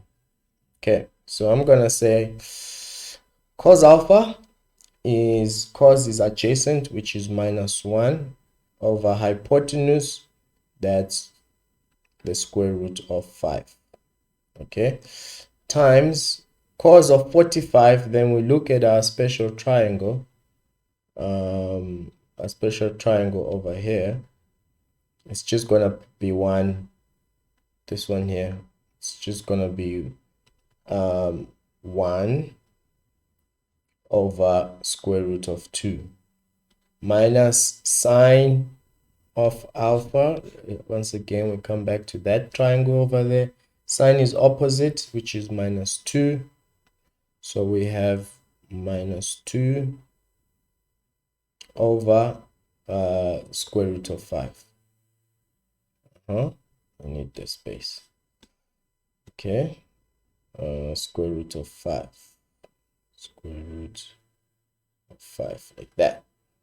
Times, and then sine of 45 is just going to be 1 over square root of 2. All that's left now is just to do some mathematical gymnastics. I love that word. So 1 times 1 times negative 1 is negative 1 over square root of 5 times square root of 2, a square root and a square root. So you multiply those numbers, is just the square root of 10. Okay, and then we have a minus, but we have another minus there. Minus and a minus gives you a positive, right? And then it's 2 times 1, so you got 2. And then square root of 5 times square root of 2 is square root of 10 once again. So here we have a situation where we have same bases, meaning we can add the denominators, the numerators, because we have the same denominator. So the final answer will be minus 1 plus 2 gives you a positive 1 over the denominator, which is a square root of 10. That is our final answer right there. Cool. All right, let's move on then. What's the next question? Next question is determine without using a calculator the value of the following expression. Okay, so I just want to do it this side. So we don't need everything else. We just need that. So I'll do it. I want to do it up here. Cool. And I'll use white. So this is the real 5.2 now. And it's given by 2 sine negative 20 sine 160 minus cos of 40. All right, that's all we need. Okay, I need more space as well, so I'll expand it. Okay, so first of all, in this quadrant is sine negative or positive. We're going to use this cast thing right here. Okay, so this is going to be cast. So this cast is telling us where each one of them is positive. So negative 20 is on the fourth quadrant and only cos is positive there. So this becomes a minus 2 sine 20. And then sine 160, I just want to write it as sine 180 minus 20. 180 minus 20 gives us 160. And the reason I use 20 is so that all my angles, I convert all my angles to a 20. So this one cos 40, because I want all my angles to be 20. So I'll manipulate 40 to include 20 as well, and it's gonna be 2 times 20. Okay, just like that. Okay, and then moving on, we're gonna say this one will remain exactly as it is. It's gonna be minus 2 sine 20. This one, 180 minus 20 in this quadrant, sine is positive. It's the second quadrant, and sine is positive, so this is just sine 20. Okay, and then now this one, I'm going to have to expand it. All right, so let's go to our formula sheet.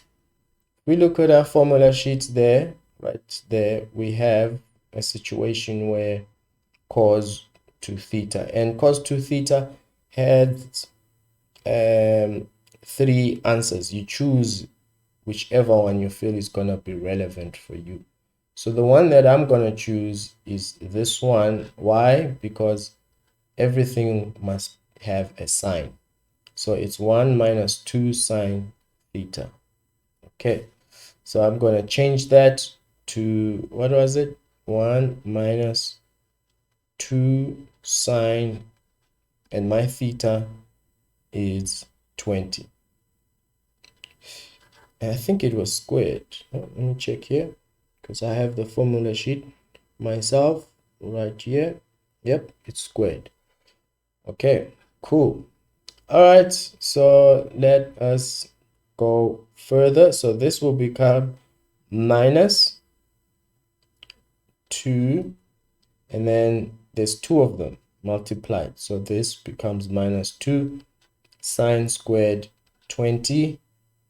All right, and then to get rid of this bracket, I'm going to say it's going to be minus 1 times 1 is minus 1. And then minus 1 times positive 2 is going to be positive 2 sine squared 20. Now, if you look at this, I've got like terms right here. I've got minus 2 sine squared 20 and plus 2 sine squared 20. And if I add them together, they give me 0. So my final answer, what I'm left with, is just minus 1. And that is my final answer right there. Cool. Well, let's do question 5.3 now. So we're on 5.3.1. 5.3.1. What have we got? Consider that. Okay, simplify the expression to a single trigonometric ratio. That's cool. Let's do that. So we have 3 cos x sine x plus 10 x, and then cos squared 180 minus x. Cool. Can we simplify this one? Looks like it's already in its simplest form, so we'll leave it exactly as it is. Okay, and then can we simplify that? Yes, we can. 10 is just sine x over cos x. Cos x. And then can we simplify that one? In this this is the second quadrant, so cos is negative there, so I'm going to put it in brackets. Cos x, and it's squared, so I'll put the square outside. Putting the square outside is the same as putting it there. I would suggest that every time you're working this thing out, put the square outside, because what this means is, let me just put it like this for you. Let's get rid of the brackets, because you never want to work with brackets. So this is still sine x over cos x, but this bracket, that now becomes cos squared x.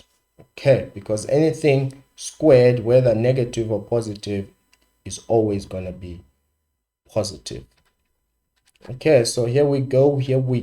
This one still remains exactly as it is, but over here, this cos x cancels one of those, right? And then I'll be left with plus sine x times cos x. Okay, and now these expressions are exactly the same, so it's like 3 plus 1, that's 4. That's 4. Sine x, cos x, interchangeable, so it's fine. So I'll just make it 4 sine x cos x, like that. That is its simplest form. All right. Okay, let's see the next question now. The next question says, hence write down the range of that. Okay, we can do that. Wait a minute. When I look at this, we can still simplify this further. How, you say? Let's go look at the formula sheet. Now, if we look at this formula sheet over here, what we have is that, look at this, 2 sine theta cos theta is equals to sine 2 theta. So we can definitely still manipulate this equation, because they want it in a single trigonometric ratio.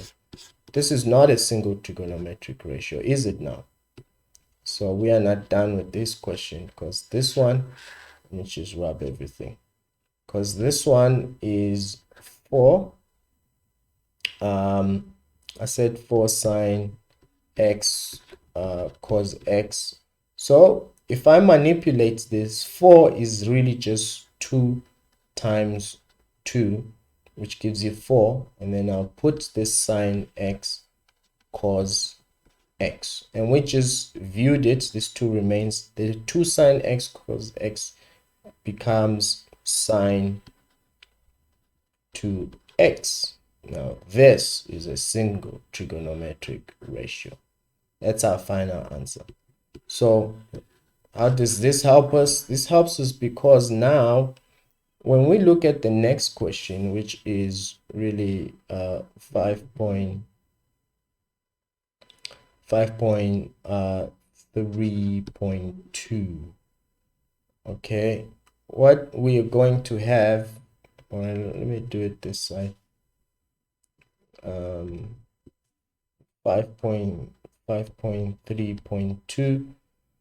Now when they say hence write over here. And they say hence write down the range of it. Then I know that the range has to do with the amplitude, has to do with the y. So that's just simply going to be, I don't like the color red. I'll change it to blue. So it's gonna be 5.3.2, and I know that my range is gonna be y is an element of what? Good. If you said it's gonna be from -2 to a +2, then you are absolutely correct. That's it, because that number 2 there affects the amplitude. So that's our range right there. Okay, let's do question 5.4 now. And we're gonna do it right under here. Let's start it right under there. Where is it? Let's put that there. Right under here, 5.4. Let's change the color to white. 5.4, prove the identity. So we got a left-hand side and a right-hand side. Let's take the left-hand side. And we've got cos 3x divided by cos x. Okay, so we're going to change this to manipulate it to cos 2x plus x, because that gives you 3. And then the bottom one stays exactly as it is. Now, at this point, we're going to need to go look at our compound angle identity, and it's that one once again, cos that one. So it's cos minus sin. Okay, so it's gonna be cos 2x times cos x minus sine 2x times sine x, and all this is divided by the cos of x. Oh, why didn't you tell me I forgot cos here?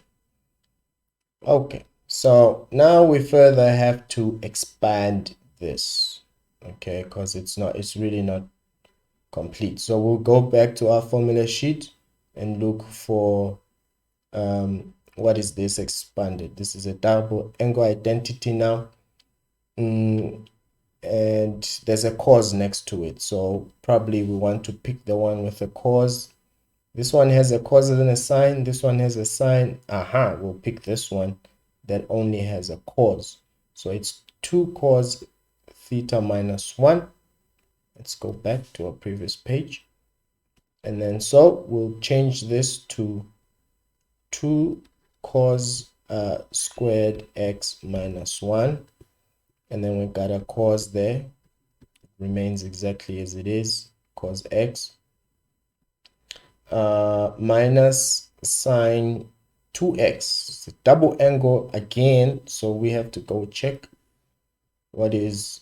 Fortunately, it can only be one. It can only be 2 sine times cos. Okay, so let's go back.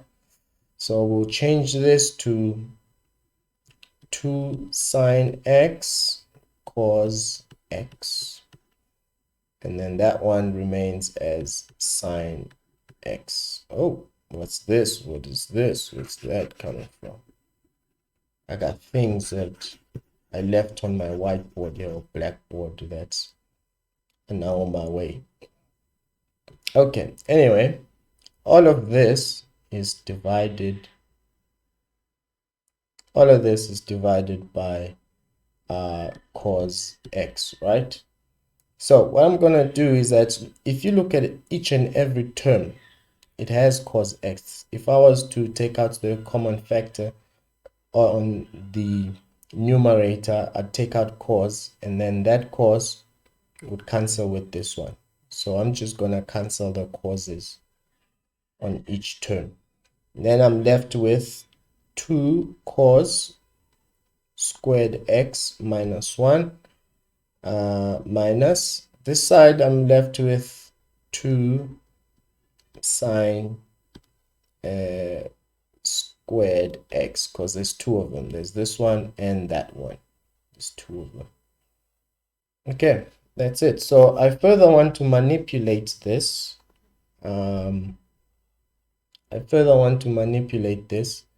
Because what I have here is that I have a cos and a sine. How do I manipulate it? It will depend on what this is equals to. So it's equals to a cos. So the only trigonometric ratio I have is a cos. So probably I want then to change the sine into a cos. But let me just remind you of this. If you remember this, do you remember that actually sine squared x plus cos squared x is equals to 1? And then if I want, then this is an identity. It's not in your formula sheet because they expect you to know it by head by now in metric.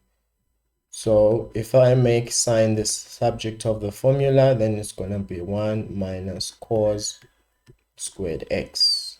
Okay, so this is just an identity not in your formula sheet. That's why I'm writing it specially right there. So what does this allow me to do then? Okay, this one remains exactly as it is. Minus 1 minus 2. And then in there, I'm going to change the sine squared x into a 1 minus cos squared x. Okay, and then in further manipulating this, then I'm going to have minus 1 there, minus 2 times 1, because I have to multiply that in there and there. Minus 2 times plus 1 is just minus 2, and then minus 2 times minus cos is plus 2 cos squared x. All right, so now what that allows me to do then is to say these two, I got 2 like terms here and there, so I combine those, that becomes 2 plus 2, which is 4 cos squared x, and then these numbers minus 1 minus 2, that's just minus 3, and that is equals to the right hand side. You want to confirm it, you can check it out right there, isn't it? It is. Okay, now let's do the next question, which is 5.5. Determine the general solution of x in the following equation. All right, so what I want to do is actually let's do it right here.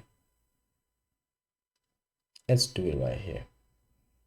Okay, and let's use green. Okay, so 5.5, we are given 3, 2, 10. What's going on there? 10 x minus 3, 10 x plus 1, that's equals to 54.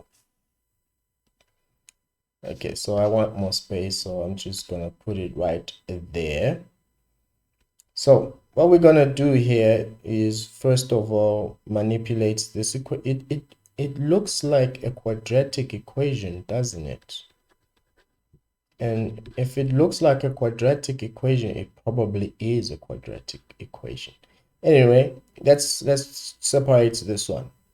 Remember, when you have the same bases, you add the exponents. So this is just 3 to the power 1 times 3 to the power 10 x. And then if I combine them, have same bases, multiplying them, then I add the exponents. Thus it becomes 1 plus 10x, or 10x plus 1. Anyway, that's all equals to 54. And from there, what I want to do now is just say let's k equals to 3 to the power 10x. This will just help me with the ease of calculation here. That's all it's gonna do. Okay, so I'll take it from there, and then I'll say I'm able to then say k then squared, because there's a 2 there, a plus, no, it's not a plus, it's a minus. Minus 3 to the power 1 is still 3, and then that's k. I want to bring the 54 this side, so it's gonna be negative because it's positive that side. Cool, now I can open two brackets like that, equate them to 0. Multiples of 54 is 9 and 6. 9 times 6 gives me 54. And then how can I get minus 3 using 9 and 6? Okay, so basically my 9 has to be negative and my 6 has to be positive. So I'll rewrite them exactly as they are. So a negative 9 and a positive 6. Now, this then allows me to say k, actually let me do it a bit further up here. K is equals to 9. So let's start right there. If k is equals to 9, then if k is equals to 9, that means that, remember I said let k equals to 3 10x. So I can say 3 10x is equals to 9.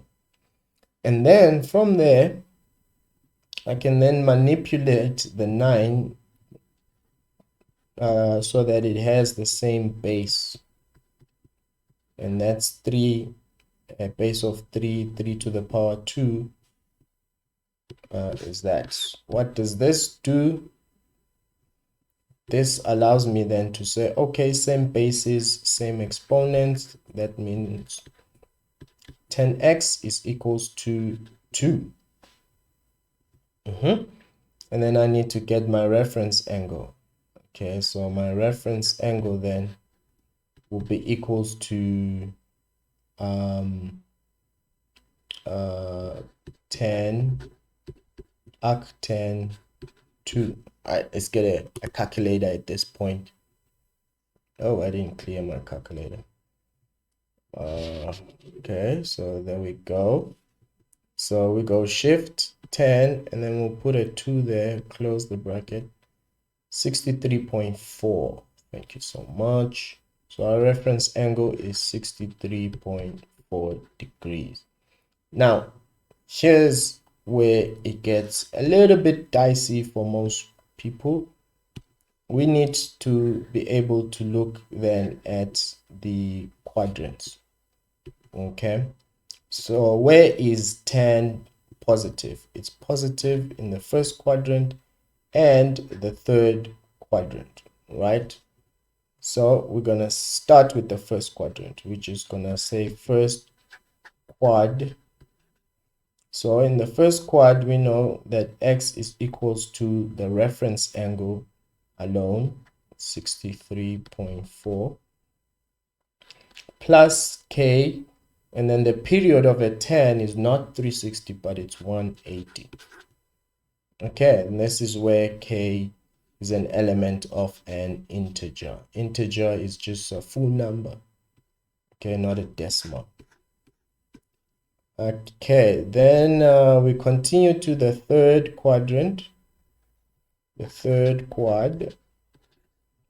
Now x in the third quadrant is equals to the reference angle, or it's equals to 180 plus the reference angle, which is 63.4, and then plus k 180. Now we need to put this in a calculator. We need a calculator for that. So I'm gonna say 180 plus 63.4.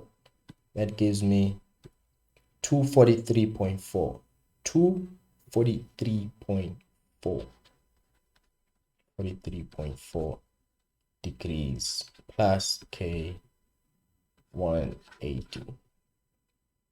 Okay, so then these are my two solutions, that one and that one.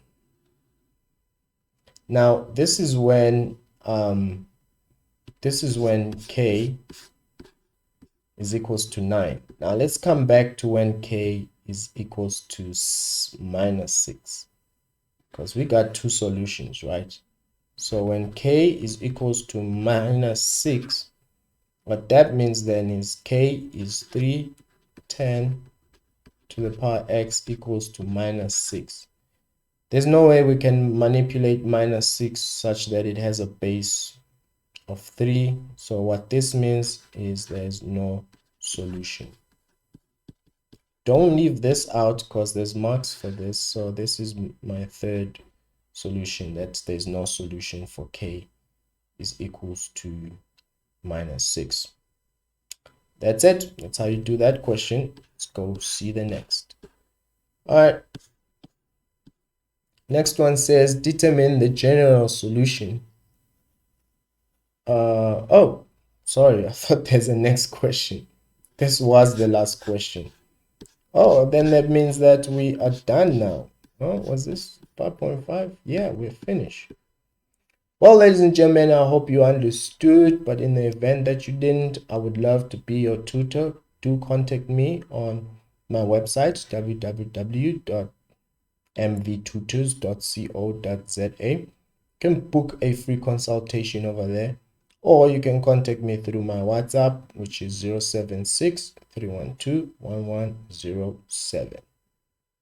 Welcome to MV Tutors. My name is Figa and I am your tutor today. We are still doing the prelims for September 2021. You literally just wrote this 2 days ago. So we are on question number 6 now. Excuse the curves there. This picture was taken by a phone from the actual paper. Okay, so we don't have the soft copy like we did for paper 1, but here we go. In the diagram, the graph of f is that so it's minus cos, so which means that minus flips it, so it's upside down. That's why it's upside down there. Plus 1, this plus 1 moves it up. That's why it's the range ends at 0 instead of minus 1 per original graph. And then the one of G, it says it's got 2 there, so that 2 influences the amplitude so that it turns at 2. So that means these values here, that's gonna be let's use yellow. So that means it's -2 there. It's -2, can't see it, and +2. It ranges between -2 and +2. So that's, and then we've got a -2 there. Cool. So what else? And then it says +30, so that's a shift to a positive number shifted to the left, so that's why it's shifted to the left. So that's why it starts at -30 at the origin there, instead of right there, instead of 0. Okay, so those are just the influences of those numbers we need to understand and this graph is drawn between the interval minus 180 to 90. Cool, we understand everything that's going on. Okay, what's the first question? First question is, let's do it right here, 6.1.1. So it says, for which values of x between that interval will the graph of f of x and g of x be positive?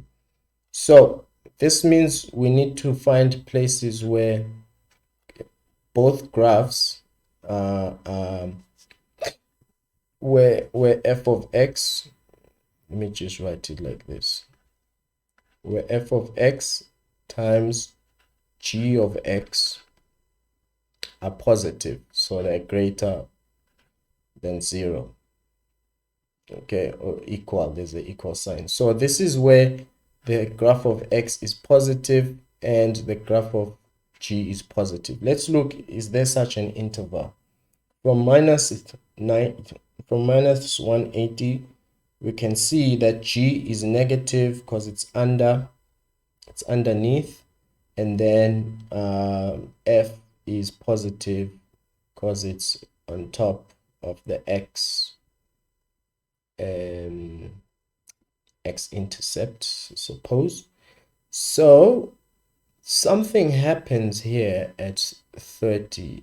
Now both of them become on top, because you can see g is on top, and also f is on top. But now, so we've got where they are both positive is the interval between, so x is an element, am I going to make it a box?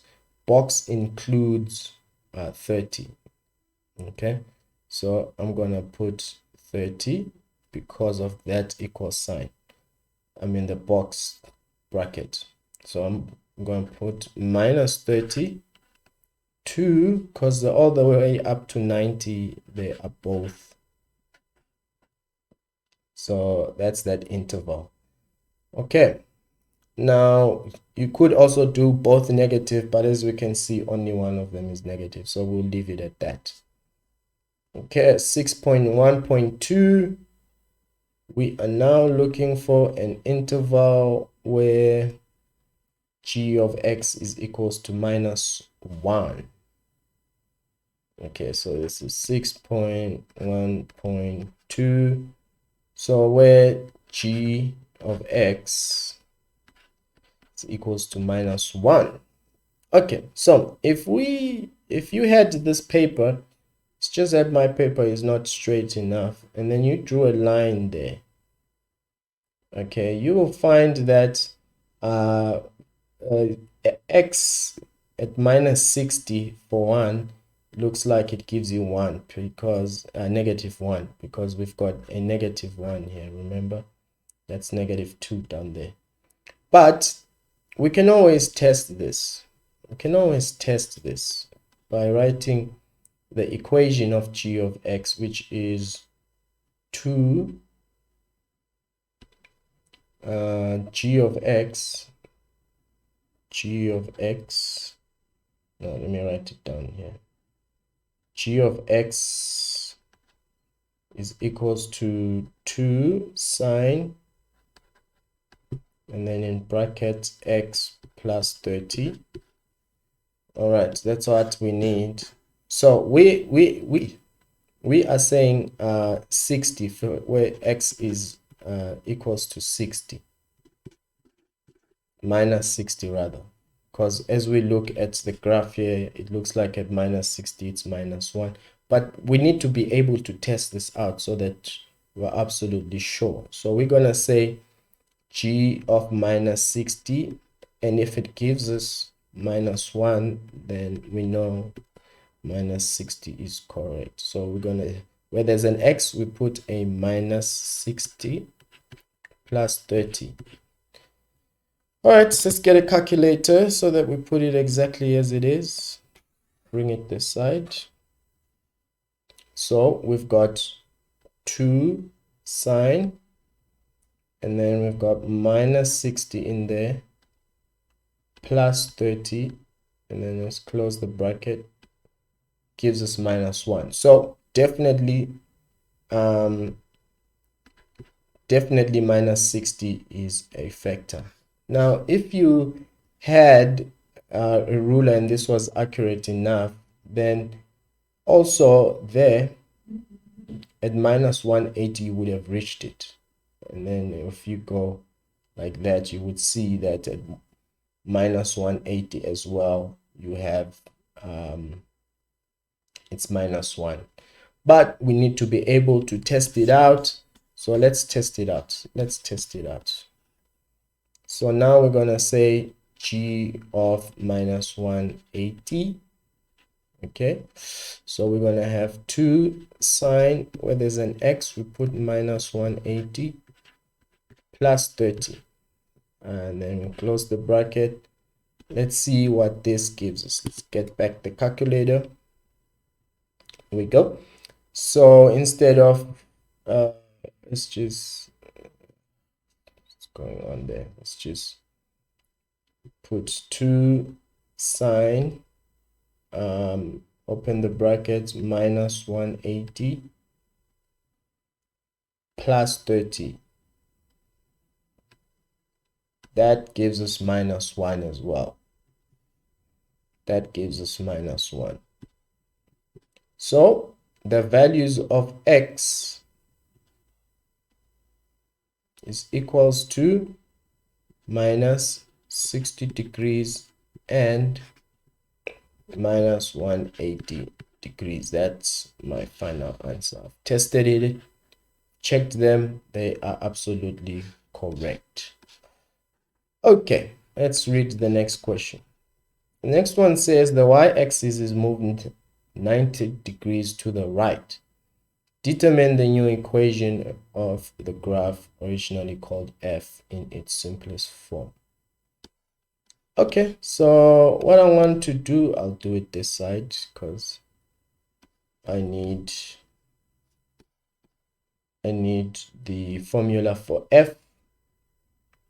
So f of x is given by minus cos x plus 1. But now when they say you move, we are moving the origin to the right, meaning the origin is going 90 degrees to the right. It'll be right there. Excuse me, need to change this color. It'll be right there. That means if you think of it, moving the origin to the right is like shifting the graph to the left. And when you shift the graph to the left, you add that number, okay, to the x. So what we have then here is that we're going to have minus cos, and then x shift to the right, to the left is a positive number there, so it's shifted by 90 plus 1. We can work this out real quickly. Remember cos, okay, let me just do this for you so that you can see it. All right, so we know that 90 is over there, and when we have cast, first of all, we have this negative number here, and in this quadrant, cos, this quadrant is actually the second quadrant. Cos is negative in that quadrant. All right, and this 90 changes a cos to a sine. I hope you know that.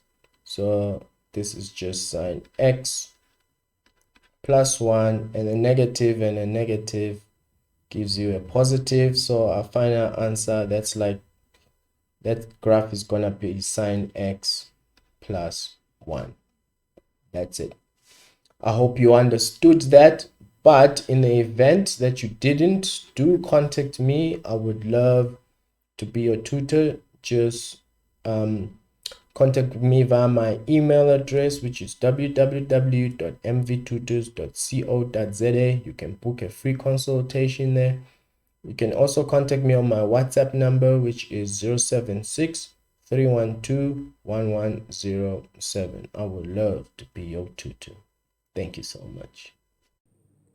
Hello everyone and welcome back to MV Tutors.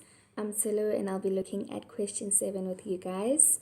It's an 8-mark question, so yeah, that's where you should be scoring your marks, and let me show you how to do that.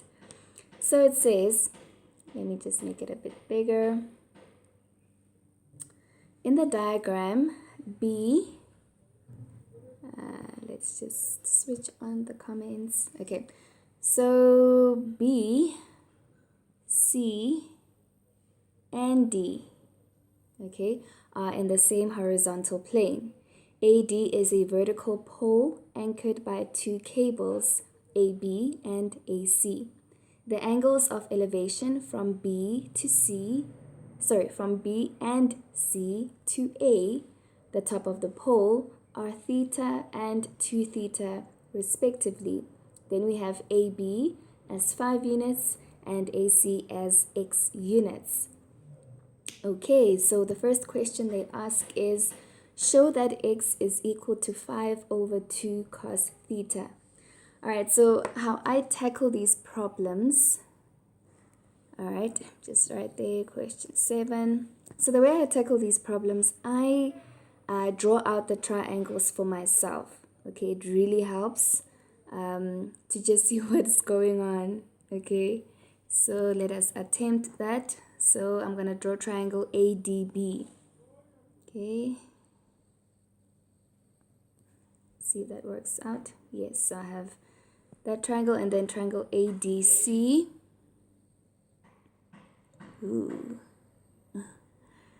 Alright, and then I have BDC. Okay, so I'm just gonna draw it here at the bottom,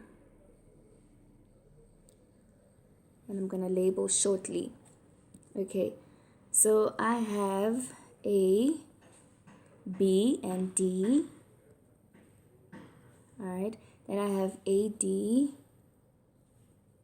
and C. Then I have D, the one on the horizontal plane. Okay, so I just put in the missing information. So I have theta here, then I have 2 theta there, and I have x over there, and nothing was given with the triangle on the horizontal plane, BDC. Okay, but now how do I show that x is equal to 5 over 2 cos theta? So to do that, I'm going to start with this triangle here. Okay, I can see there's a 5, I can see there's a theta there, but I see there's a cos theta. So, am I going to say cos theta for triangle ABD, which is equal to AD over BD? Cos theta will be equal to BD over 5.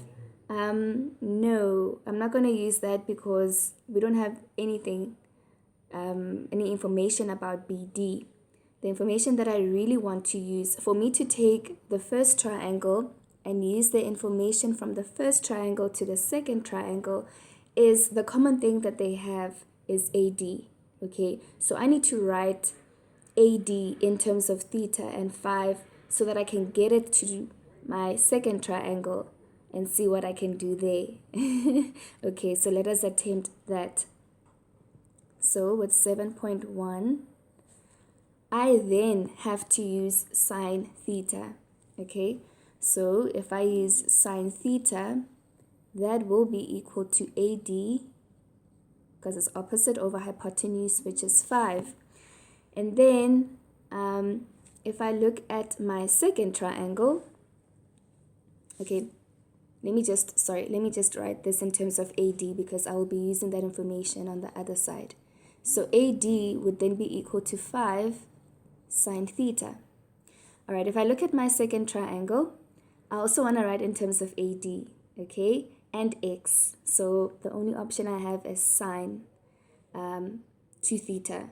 Okay, so then I have on the other side sine 2 theta is equal to AD over x. Okay, so this is my first equation, this is my second equation. So now I'm going to take the value of AD and plug it in my second equation. So I have sine 2 theta is equal to 5 sine theta all over x. Okay, so at this point, I want to write this equation in terms of x. I'm going to make x the subject of the formula. So I'm going to take x to the left-hand side, and I'm going to divide by sine 2 theta. Okay, so we are getting somewhere. Not there yet, but we're getting somewhere. Now I realize that I have a double angle, okay, and we have those identities, right? So when you have a double angle like sine 2 theta, you know that you can spread it out a bit so that you can have single angles, if that makes sense. Okay, because our answer at the end does not involve a double angle. Okay, so if I were to write the identity of sine 2 theta, it's actually 2 sine theta cos theta. And then if I cancel out the sine thetas, I am left with 5 over 2 cos theta. Okay, and is that what they were looking for? Absolutely. So we are done with the first portion, or rather the first question, 7.1. Now let us go to 7.2. 7.2 is 3 marks. All right. So now they're saying calculate the length of BC if it is given that BAC, so the angle A on triangle BAC, is equal to 112 degrees and theta is actually equal to 30 degrees. So I'm going to draw that triangle ABC. Okay, it's quite a big one. All right. And then I'm just going to put in the values. So I have ABC. So they're telling me that A is 112 degrees and theta is 30 degrees. So I know that AB is 5 units, okay? It was given in the sketch. And then I know that X, we just wrote it, X is equal to 5 over 2 cos, and now we know that theta is actually 30 degrees. So I'm just going to use the calculator now and just get what that value is so that we get it out of the way and we continue just using that value. So cos 30. So my answer is 2,88. I want it in fraction form. So I have 5 over root 3. Okay. Now they want the length of BC. What do you think we're going to use here? Okay, so we know if we have an angle, okay, and then side and side, we can use the cos rule.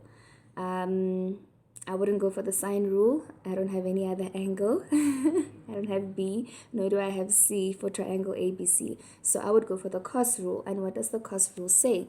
So it says BC squared is equal to AB squared plus AC squared minus 2 times AB and AC cos A.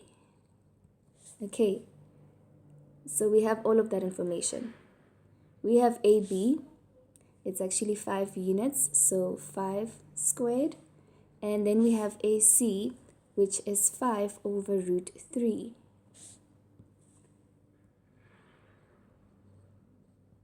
So we square that, then minus 2, 5 for AB, and 5 over root 3 for AC, and cos 112.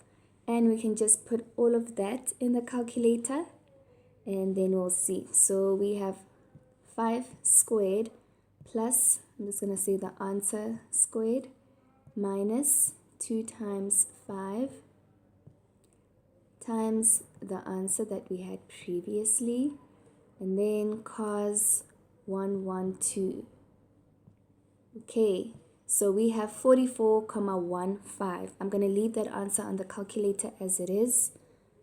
Okay, so that at the end, we know that our answer is not watered down. Okay, now I forgot. Is it 44,15? Yes, 44,15 units. But, guys, we are not done. This is units squared because we have BC squared. So for us to get BC, we need to root this answer. Okay, and if we do that, I'm going to just root the answer. And we have 6,64 units. All right, so 6,64. Do not forget the units, okay? If they don't give you specific units, just write the word units, okay? And that is it. We're done with question 7. Please, this is the question where you should be collecting marks, especially if maybe trig is sort of like difficult for you. Collect them here. Separate the triangle so that you can see what is happening and so that things can actually make sense for you. Okay, anyway, I hope you learned something. Please like our videos and subscribe to our channel. Also share this information with your fellow matric friends or I don't know, people. And yeah, share the information so that all of you can be prepared for your final exams. All right, bye. Hello everyone and welcome to MV Tutors. I'm Tilo and I'll be looking at question 8 with you guys for paper 2. All right, the September paper, the, what do we call it? Preliminary exams. Okay, so we're going to look at question 8. What does it say? Well, 8.1, in the diagram, chords KL, LP, and KP are drawn in a circle centered at O. All right, SLR is a tangent to the circle at L. Okay, so we can see the tangent line here, SLR, and we can see our triangle. All right, so that says, prove the theorem which states that the angle between the tangent SLR and chord KL is equal to the angle in the alternate segment. That is, prove that SLK is equal to P. Okay, so we need to have this in mind as we start the question. Okay, so the angle L at SLK, we need to prove that it's actually equal to the angle P. Okay, so I'm thinking of redrawing this. Okay, but let's just strategize. How are we going to do it? Okay, so first of all, what I would do is use the construction line. Remember, they gave us the center, and they gave us the center for a reason. So we know that if you have a line from the center to the circumference where your tangent line is, okay, let me just extend that. Ooh, okay, it wasn't supposed to work out like that. Okay, all right, so yeah, something like that. Okay, we know that they are perpendicular, so LOL will be perpendicular to SLR. Okay, so whenever you have a line from the center of the circle to the circumference where the tangent line is, then those two lines, the radius and the tangent line, are going to be perpendicular to one another. Okay, and what I can do, I can also extend this line until it reaches a point here that I can call, let's call it Q. Okay, and if I were to close up Q, so I have QKL, you know that if you have a diameter as a chord, the angle that it subtends is actually 90 degrees. So I would know that that's 90 degrees. And if I were also to connect Q and P, okay, Again, the angle subtended by the diameter is 90 degrees. So I'd have that. So those are the construction lines that I'm going to use to answer this question. Okay, so I think it's best if I redraw this so that I can, when you're in the exam, you can turn your page around, you know. So at this point in time, I'm going to complicate my life if I try to do that. So let's say we have a circle, okay? And then we have a tangent line. I'm just hoping it will actually be a proper one. All right, so let me just label it. I'm just gonna look at it this way, R, and there I have L, and then I have S. So on the side of R, I have lines inside, triangle inside. I'm gonna start there at L, okay. When technology disappoints. Okay, let me just draw it in manually. So from L I have P, and then from P I have K, and then from K go back to L. Okay, so basically what they want us to prove, if I look at SLK, they want us to prove that this angle here, which I'm going to name alpha. So this angle here, alpha, is actually equal to P. That is what we are aiming for. Okay, and then I told you we have a center, right? Center of the circle. So I am going to draw a line from the center of the circle down to L. Okay, and we know that the radius is always the radius is perpendicular to the tangent line. Okay, and I also extend it. Okay, so I'm going to name that point Q. All right, and then I have, if I look at triangle QKL, okay, I know that is 90 degrees. And also if I look at triangle QPL, I also have 90 degrees. Okay, so let us start proving then. Okay, so if I have a look at QLS, so I know that for QLS, the angle L is actually 90 degrees, right? Okay, so there's Q and L, and we have S, so we have 90 degrees there. Okay, and I also want to have a look at this angle here in between. I'm gonna call that beta. Okay, so basically, I need to give a reason. So QLS, L is actually 90 degrees because the radius is perpendicular to the tangent line. Okay, that is the reason that you give. And now if we look at QLK, okay, that angle there, I would get it by saying 90 degrees minus alpha. Remember, I've decided if I look at, okay, let me do it this way. First of all, let me define alpha. I'm already using alpha and I haven't defined it. Okay, so I would say let KLS. So if I look at KLS, the angle L, let that become alpha. Okay, so that I don't have to always use KLS. Okay, I just can go straight to alpha.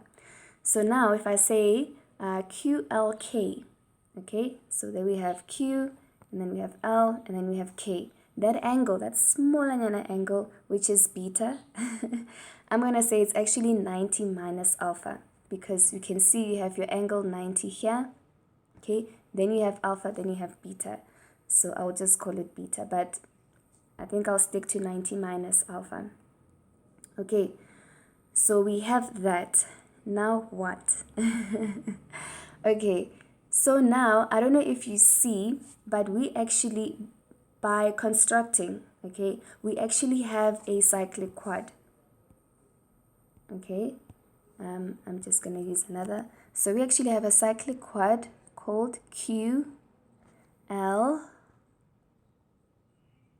K, P. Okay, I didn't name it in order. So we have QPLK. That is our cyclic quad. Okay, and in a cyclic quad, if you have a same chord, let's say I'm looking at chord LK. Let me just remove those marks there. Okay, let's say we have the chord LK. Okay, my strategy there, if you have an angle subtended from the same chord is equal. So angles subtended from the same chord are equal. So I have LK there. And the angles that LK subtend is actually Q here and P. Where is P? Oh yeah. Did I look at the wrong? No. Okay. Yes, this one. I'm getting confused. So the angle, actually the chord KL, we can see it will subtend Q, all right? And again, the chord KL will subtend P here. I was looking at the 90-degree angle and I'm like, what? That ain't working out. Okay, so how do I then ultimately prove that SLK is equal to P? I need to show that Q is actually equal to alpha. Okay, now let's attempt that. So now in triangle, okay, so in triangle Q LK, okay, I'll say QLK. What are the angles actually that I have there? Remember, I know that K is 90 degrees. Okay, I've shown it because a diameter, it subtends an angle of 90 degrees in a circle. Okay, so K is 90 degrees and I have L as beta, and we said that beta is 90 minus alpha. Okay, so therefore Q, the remaining one, I'm just going to take the page up. So then Q will be equal to 180 minus K minus L. Why? Because sum of angles in a triangle, okay, they're equal to 180. Okay, have I been giving reasons in the previous ones? Okay, so also I didn't give a reason here for QLK. Okay, I said that is equal to 90 minus alpha, which is equal to beta. What reason can I give there? Well, basically, I don't really think I need to give a reason there because already we know that we have 90 degrees at L. So, I don't know, there's no such reasons as sum of angles will be equal to 90 or they're complementary. Yeah, maybe I could say that. I could say that, what is it? Beta and Q, okay. Beta and Q are complementary, but yeah, I'm not going to give a reason there. Sorry. Okay. So yeah, for QLK, that triangle, that right angle triangle, we know that K is 90, L is 90 minus alpha, and then Q is 180 minus K minus L because sum of angles in a triangle must be equal to 180. Okay, so if I then do K, I know that's 90, and L is 90 minus alpha, so minus times minus will be a plus, so I have plus alpha there. And ultimately, I have that Q is equal to alpha. So you see, I've proven that Q is actually equal to alpha. Then I go and say Q is equal to P, which is equal to alpha. Okay, why? Because the same chord subtends the same angle. I'm just going to write it out. Some could stop at same chord, but same chord subtends equal angles. Okay, so we have proven that Q is equal to P, which is equal to alpha. Okay, that's fine. Okay, my thing doesn't want to, okay, there we go. So they are equal to one another, and then ultimately we can say that P is equal to KLS, or rather SLK. So therefore P, we're trying to prove P. Okay, so therefore P is equal to SLK. All right, even here I should have said SLK. Let me just stick to what they gave us, because we said SLK is equal to alpha, and now we know that P is equal to alpha, therefore P is equal to SLK. I hope I didn't confuse you there in my explanation, but yeah, I hope that you understood, and we can move on. How many marks? 6 marks. So yeah, I think let's take a little break, or me, and then we'll come and do the rest of question 8. Alrighty, so I forgot to give a reason here why K is equal to 90. I just explained it in words. Well, basically, I would say if your chord is a diameter, the angle it subtends is 90 degrees. So how do we shorten that? We can then say the chord is the diameter. Okay, we can just leave it at that. Okay, I know myself, in an exam situation, I would write a paragraph just to make sure I don't get anything wrong. I would write it all. So yeah, do that for yourselves. Okay, now we get to 8.2. Okay, for those who are joining in only at question 8, please do not be alarmed when you see that this is from November 2020.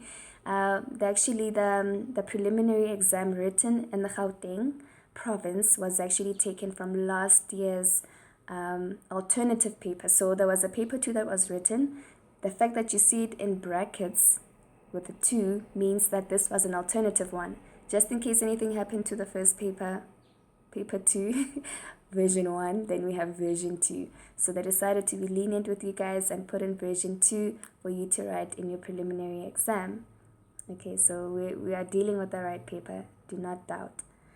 Okay, now here, what are they telling us? Okay, let's see if we can make any marks as we read along. So in the diagram below, P, okay, let me just circle, P, W, R, and S is a cyclic quad in the circle centered at O. Triangle P, S, W. Okay, so this is the triangle P, S, W. Okay, is an equilateral triangle. So we know that if you have an equilateral triangle, I know when you look at it, you're like, doesn't look like it, but they're not drawing to scale.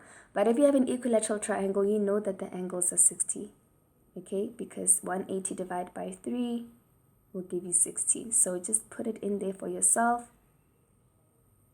okay? Now, TW is a tangent to the circle at W. Okay, so we have a tangent, and based on the proving that we had done before, we can then deduce or confirm that angle W1 is actually equal to S1. Or we could say W4 and 5 are actually equal to P. Okay, so you can put that down for yourself. And then they tell us that radii OR, okay, so OR, let us do that. Okay, so we have radii OR, so So we have OR there. And OW are drawn.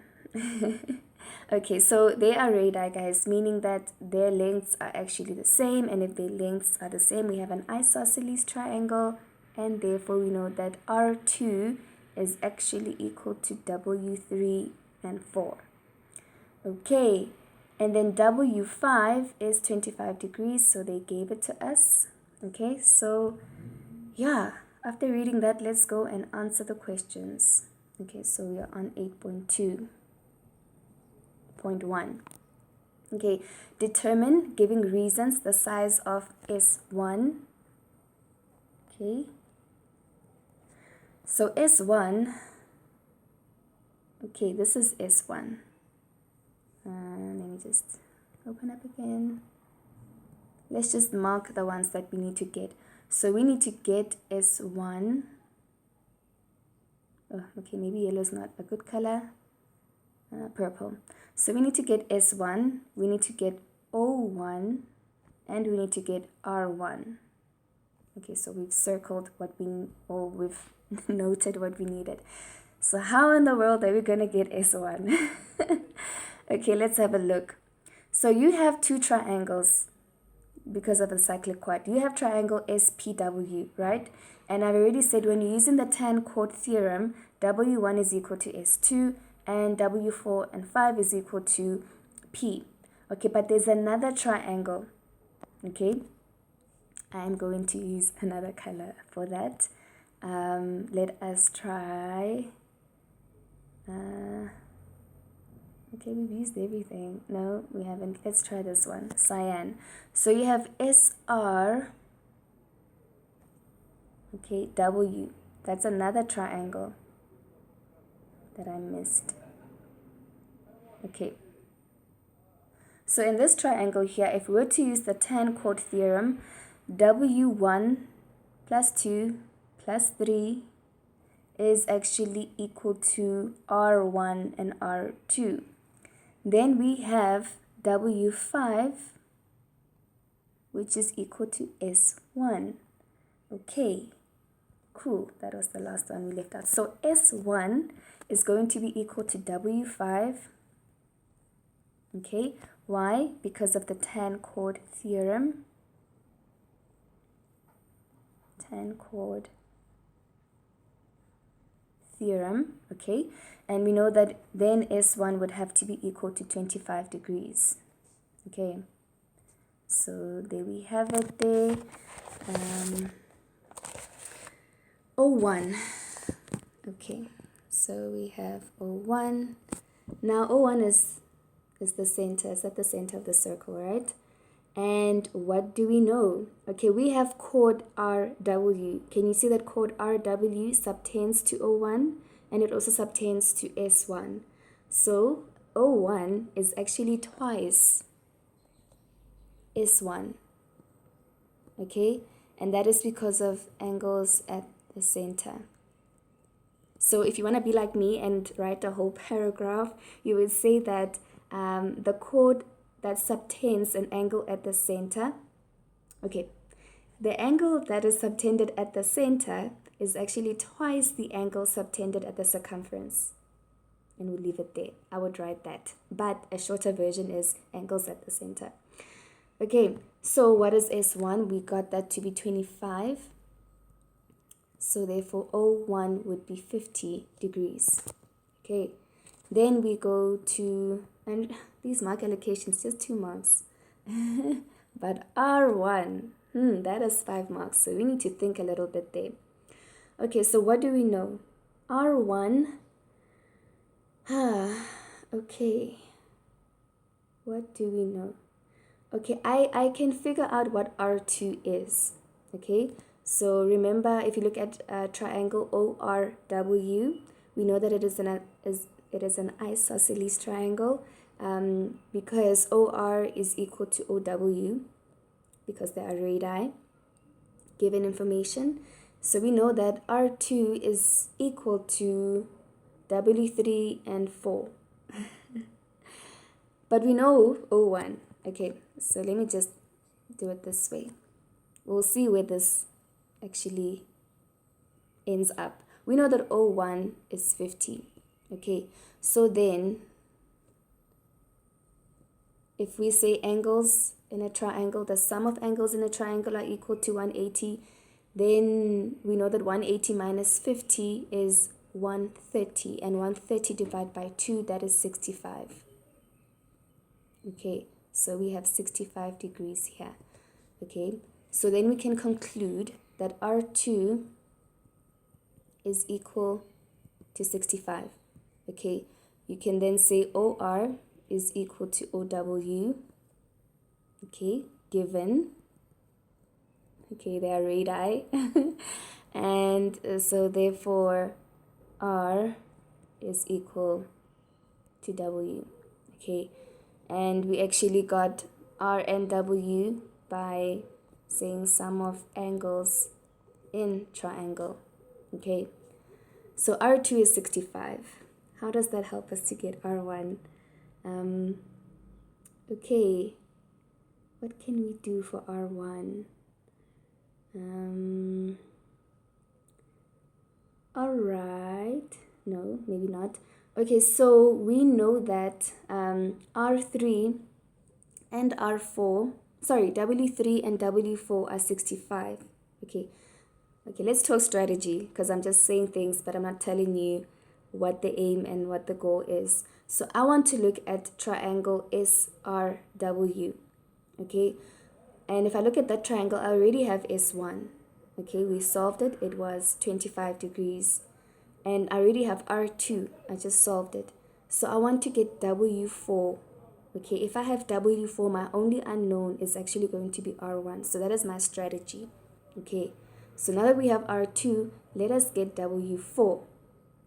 Okay, how are we going to get W4? I know that W2 and W3 are actually 60 degrees. Why? Because they did tell us that we have an equilateral triangle. Okay, I am still uncertain where this is going to take us, but I'm just writing things that I know. So I know that W2 plus W3, please don't write this. It's not accepted. Okay, don't. Okay, W2 plus W3, that is 60 degrees. Why? Equilateral triangle, and it is also given. Okay, so, and I also know that okay, and I know that W3 plus W4 is equal to 65 degrees. Okay, yeah, we already gave a reason for that. Okay, so how does that help me still? I need to get W4. Okay, so then W3 and 4, right? So in order to get W4, okay, in order to get W4, I need to say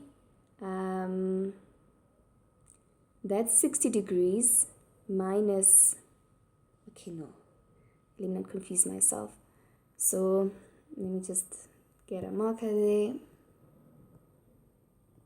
Okay, I know W3 and W4. Okay, the yellow one is not so good, but yeah. So that is 65, right? And I know that this is 60. Okay. So in order to get W4, I need to say that's 60. Oh, that's 65. Geez, I need to think about this. I'm getting confused just looking at it. Or maybe I'm confusing myself unnecessarily. Okay. Let me see what I can do.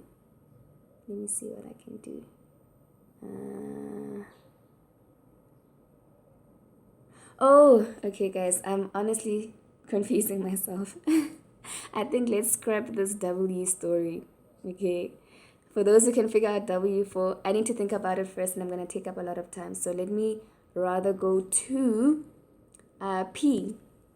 I know that P is equal to W4 plus W5. Okay. And why? That is because of the tan-chord theorem. Okay. And what is that going to be equal to? That is equal to 60 degrees. Okay, I know that P is 60 degrees because, equilateral triangle, which was given already. Okay, so now I can get W4. Okay, so W4 is actually equal to P minus W5. We have W5, they gave it to us. It's actually 25 degrees. Yo, I almost complicated my life unnecessarily. Okay, so 60 minus 25, that will be 35 degrees. So now I have W4. Okay, so just to put things into perspective, we have W4, that is 35. Okay, S1, that is 25. Okay, then we have R1 plus R2, and we said R2 is 65. So in order for me to get R1, I'm going to sum the angles in a triangle and make them equal to 180. Okay, so therefore R1 is equal to 180 minus 25 minus 35 minus 65. Why? Angles, sum of angles in a triangle.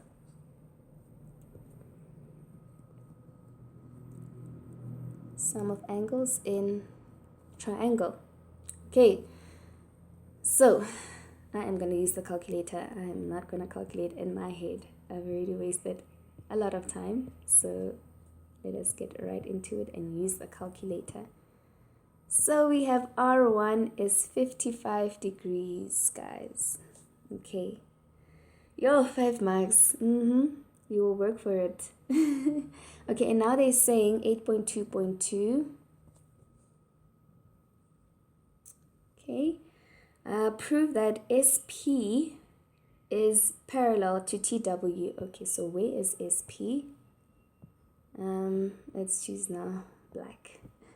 Okay, SP.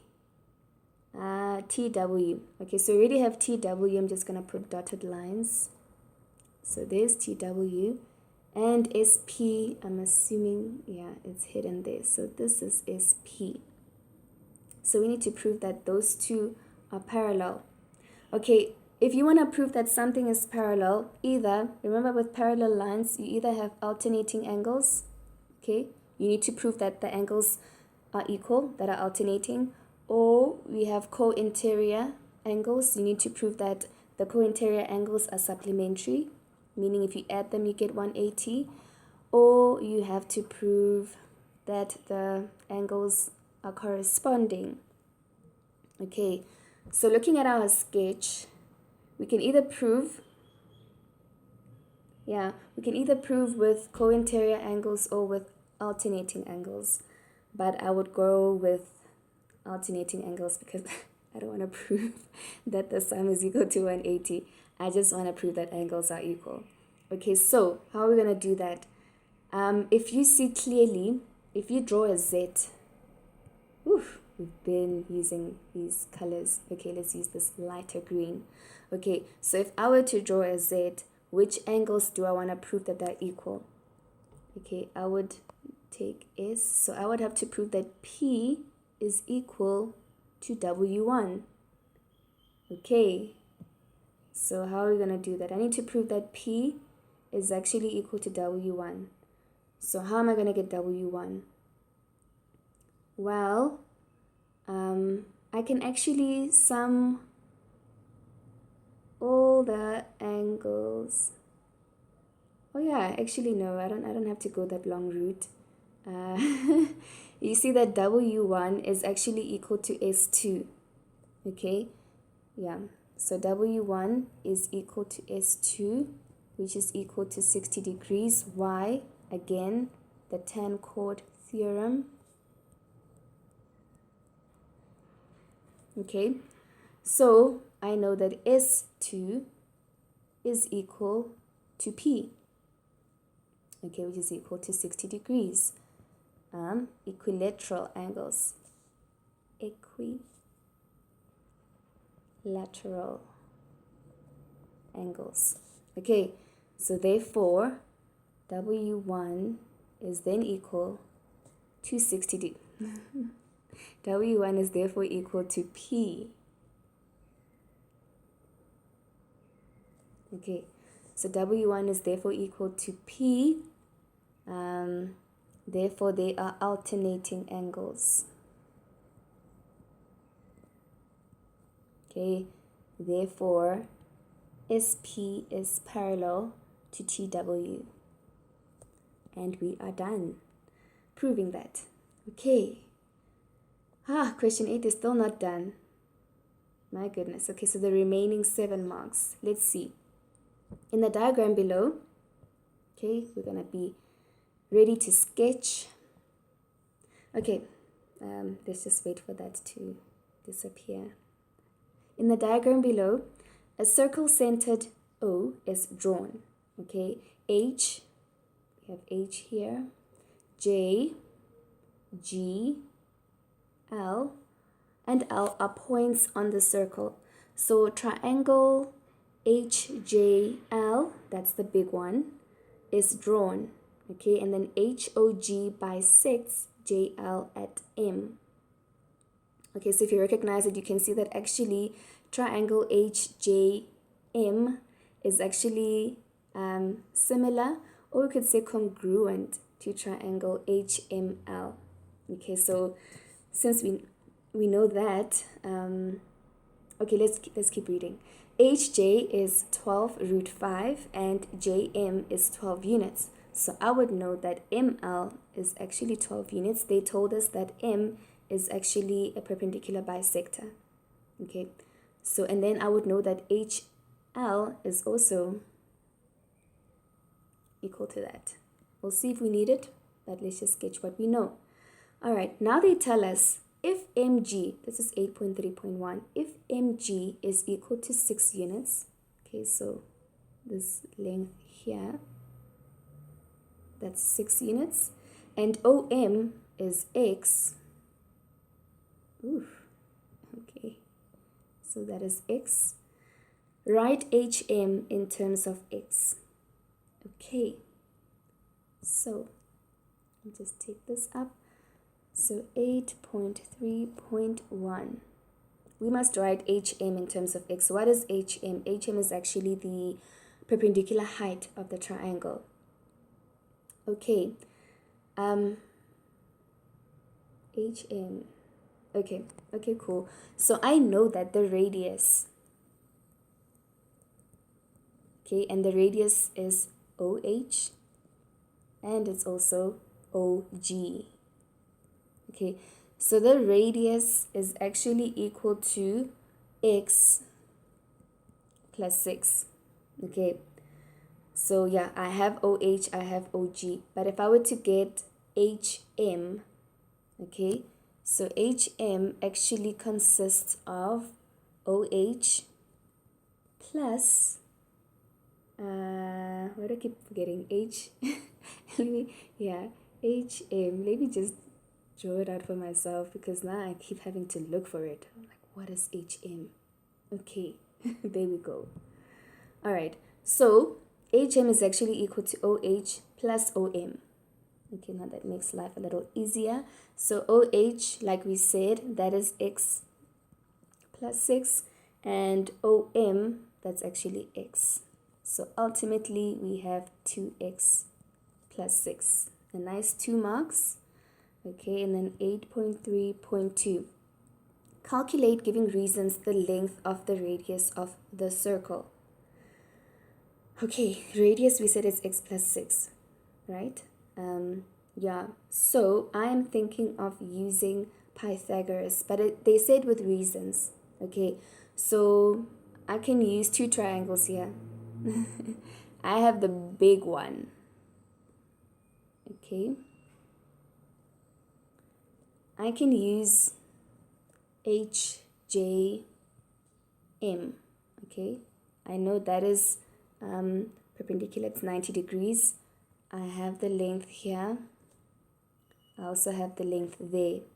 And then I also have HM, right? So I can definitely do that. Or I can look at the smaller triangle. Okay, so the smaller triangle, that's where O is. But I can look at one side of it. I don't have to look at both sides. Okay, so I can look at the smaller triangle. I know what OM is. OM is X. OJ. Okay, so we don't... Oh, OJ is the radius. We already have the radius. It's X plus 6. Okay, so we already know OM is 6. The radius is X plus 6. And we know that JM is actually 12. So you can use both. Sorry, you can use either one. Whichever one, is going to make life easy for you, you can use it. But I'm going to go with a big triangle and see where that one takes me. Okay, so in triangle, you need to guide your marker. So tell them which triangle you're looking at. In triangle, HJM. Okay, I know that M is actually 90 degrees.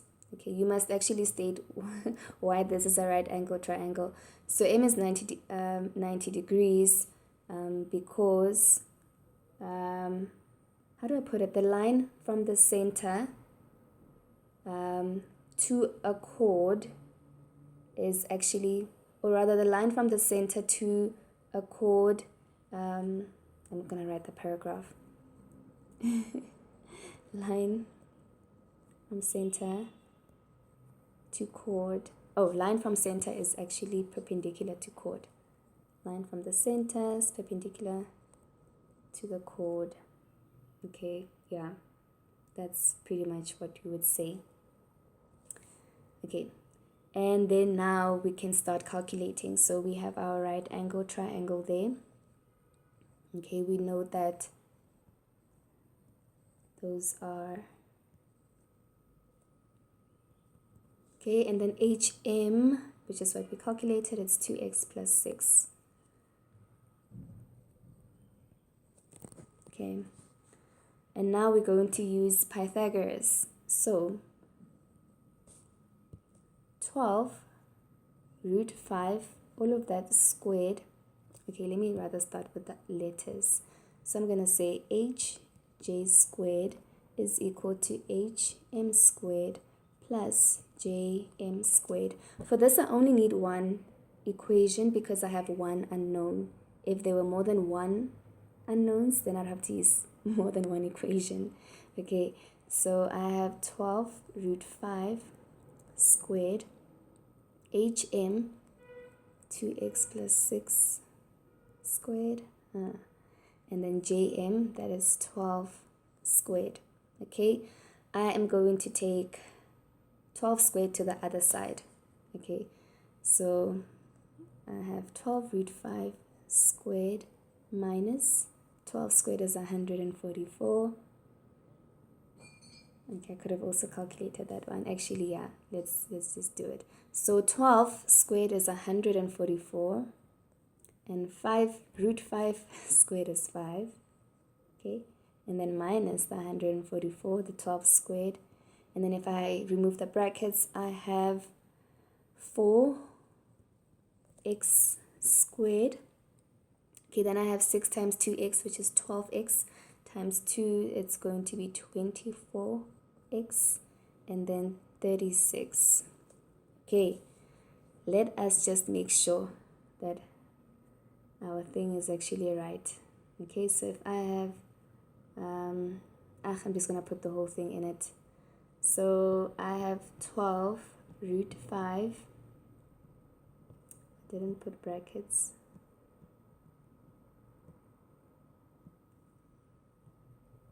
Oh, I did. So that is squared minus 12 squared. That is 576. Okay, so 576 minus 36 I actually, yeah.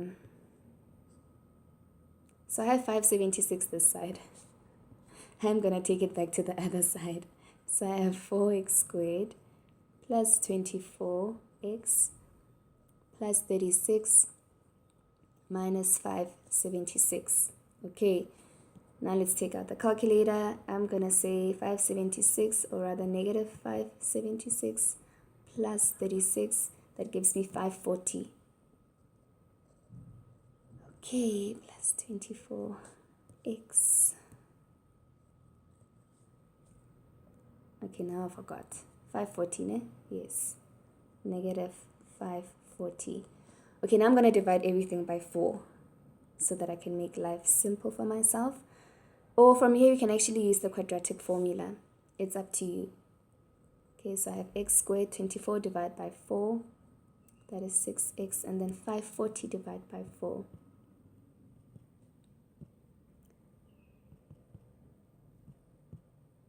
$135. Oof, it's such a big number.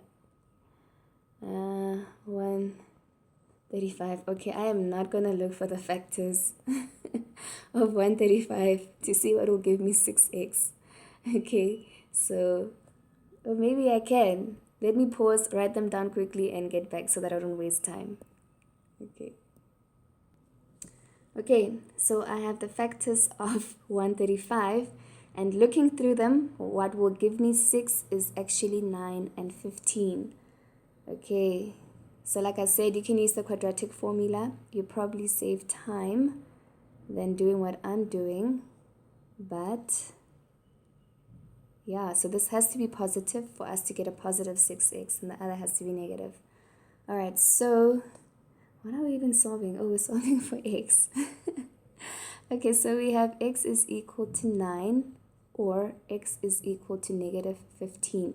And we know it can't be equal to negative 15 because we don't have negative lengths. Okay, so it can't be negative 15. So it has to be 9.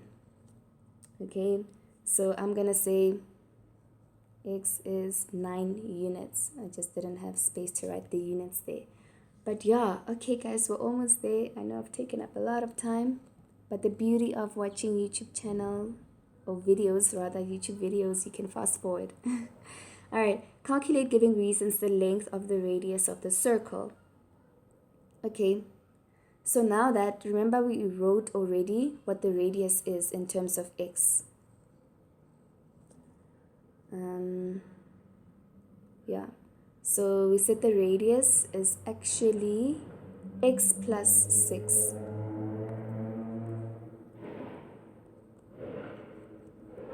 Okay, but what reasons are we going to give? It is x plus 6. I mean, it is what it is. Okay, the radius is x plus 6. Okay, which is equal to OG. But that is what it is. I don't know what they want us to write in terms of reasons. I will figure it out. Okay, I'll figure it out. And then x, we said that it's 9 and 6. So basically the radius is 15 units. Okay. Okay, guys. Yeah. We were actually busy answering 8.3.2. I actually forgot that I'm answering that. That's why I was like, what are we solving for? We're solving for x. But ultimately, solving for x was to get the radius. And we have already given reasons. Okay, I just had to look. I'm like, what reasons do they want? We were busy with 8.3.2. So we're actually done. The radius is 15 units.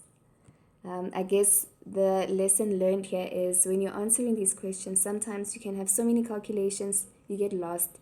You need to get back to the question, what do they actually want?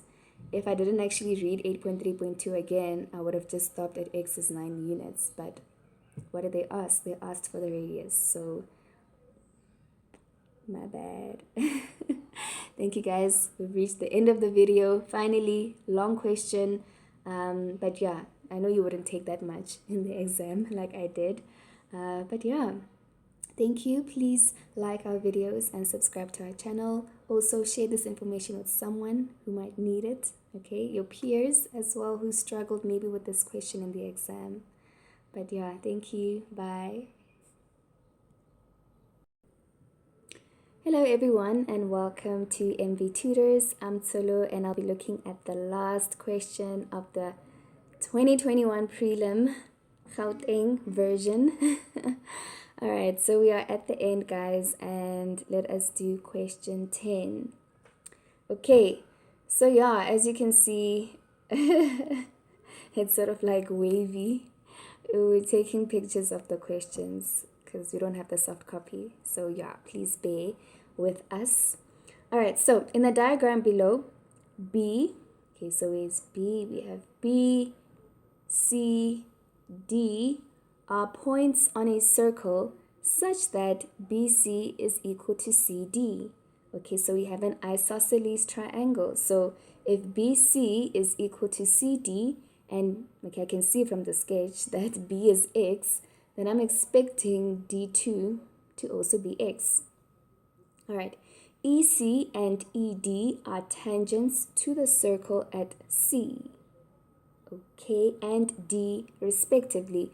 I don't know if you remember that rule that says that if you have tangent lines, from a circle that are meeting up, okay, at a point, then we know that CE is actually the same length as ED. Okay, that's a rule.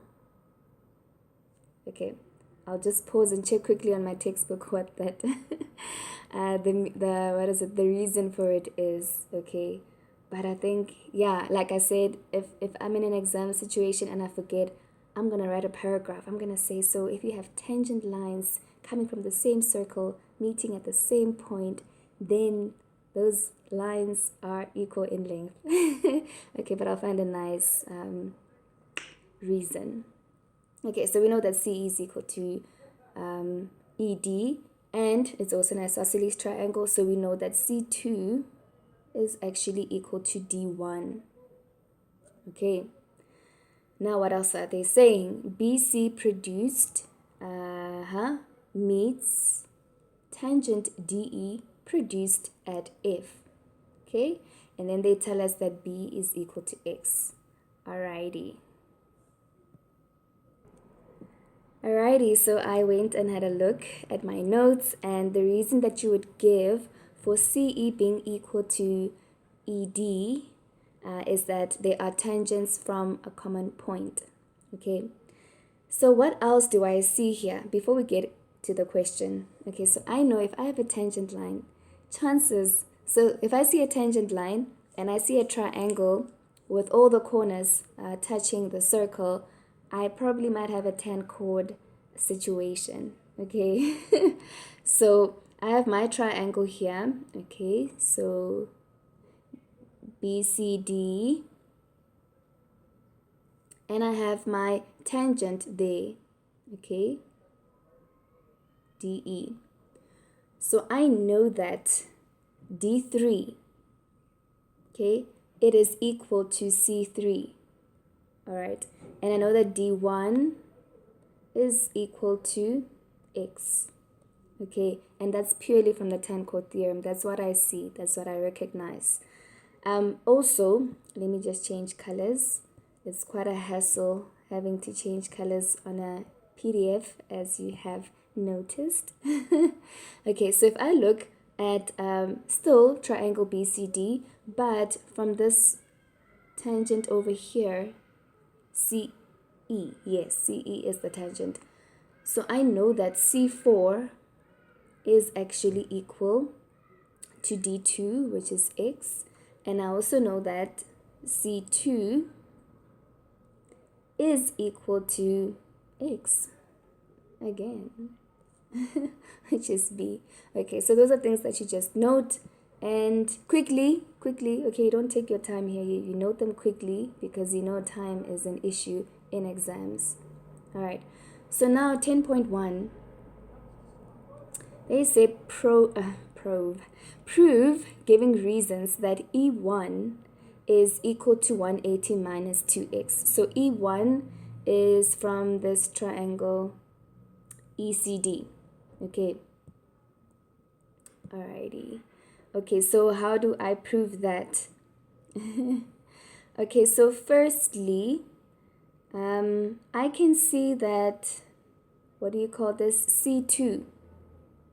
Okay, C2 is actually an external angle. Yeah, it's an external angle to, but it doesn't matter. Tan-Coe theorem. That's where I'm gonna start. I know that C2 is equal to B, right? That may not complicate my life. So I'm just gonna say C2 is equal to B. Okay, and that is, the tan-chord theorem.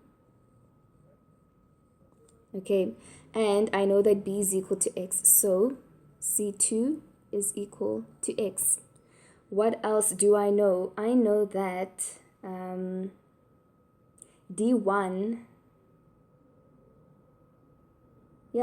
D1 is equal to X again.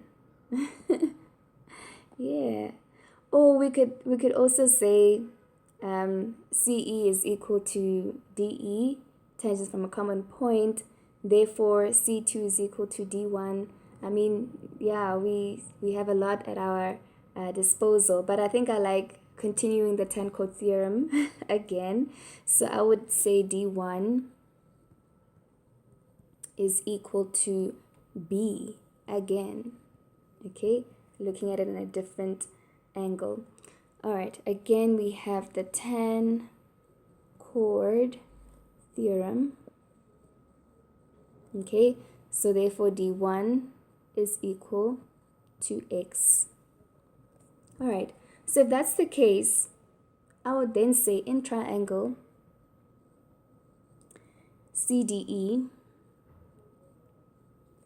okay, I know that C is equal to X, D is equal to X, therefore E1, I'm just going to call it E1,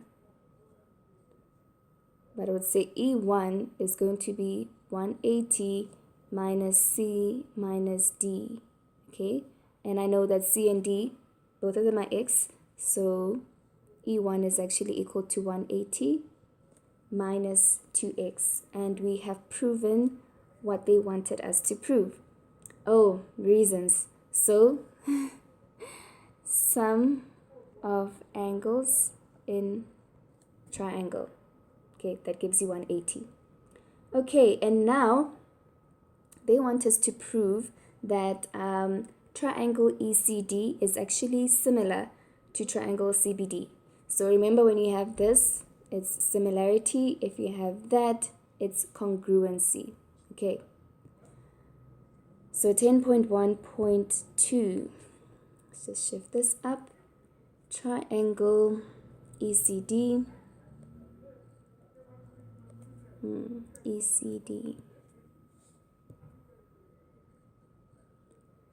is similar to triangle CBD. So how do I go about proving that? Well, I'm going to have to prove that E, okay, so the goal, just going to write here, the goal is to prove that E is actually equal to C, okay, and that C is equal to B, and finally that D is equal to D. Normally when you prove that the last angles, like D in this case, that it's equal, you would say sum of angles in a triangle. So obviously if you've proven that E is equal to C and you've proven that C is equal to B, the remaining angles are going to be equal due to the sum of angles in a triangle being equal to 180. So basically this is our goal. Okay, wrote it there on the side. Now let's go have a look at E, which is going to be E1 actually. So ECD, yeah, that's going to be E1, and for CBD, that's going to be C3, okay, and then So C2 is going to be equal to B, and then D1 is going to be equal to D2. That's pretty much what we're trying to show here. So E1, I know that E1, I just proved it, it's 180 minus 2x.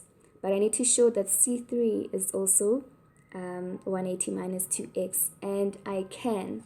So basically, D2 is equal to B, okay?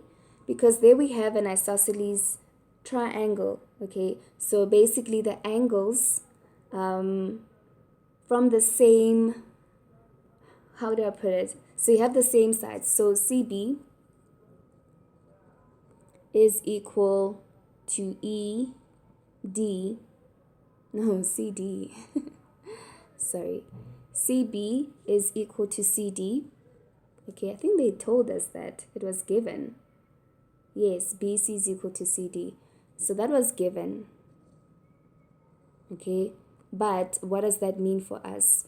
If CB is equal to CD, it therefore means that B is equal to D2. So the angles are equal from the sides that are equal. That's basically what I'm trying to say. So if D2 is equal to B, it means that D2 is equal to X. All right.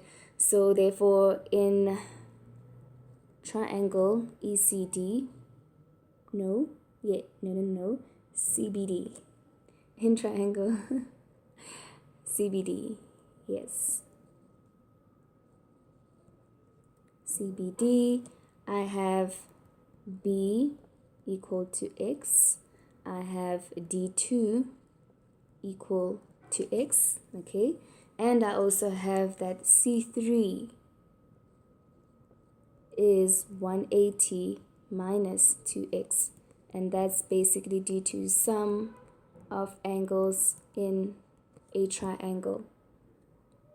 Okay, and so therefore, we can say that E1 is equal to C3, which is equal to 180 minus 2x. So we're done with the first. Now let us try C2. Okay, so we had already proven before that C2 is equal to x. Remember, if I go back, in triangle CDE, I did say C is equal to x because of the tan chord theorem. So, but I'm going to just repeat it again.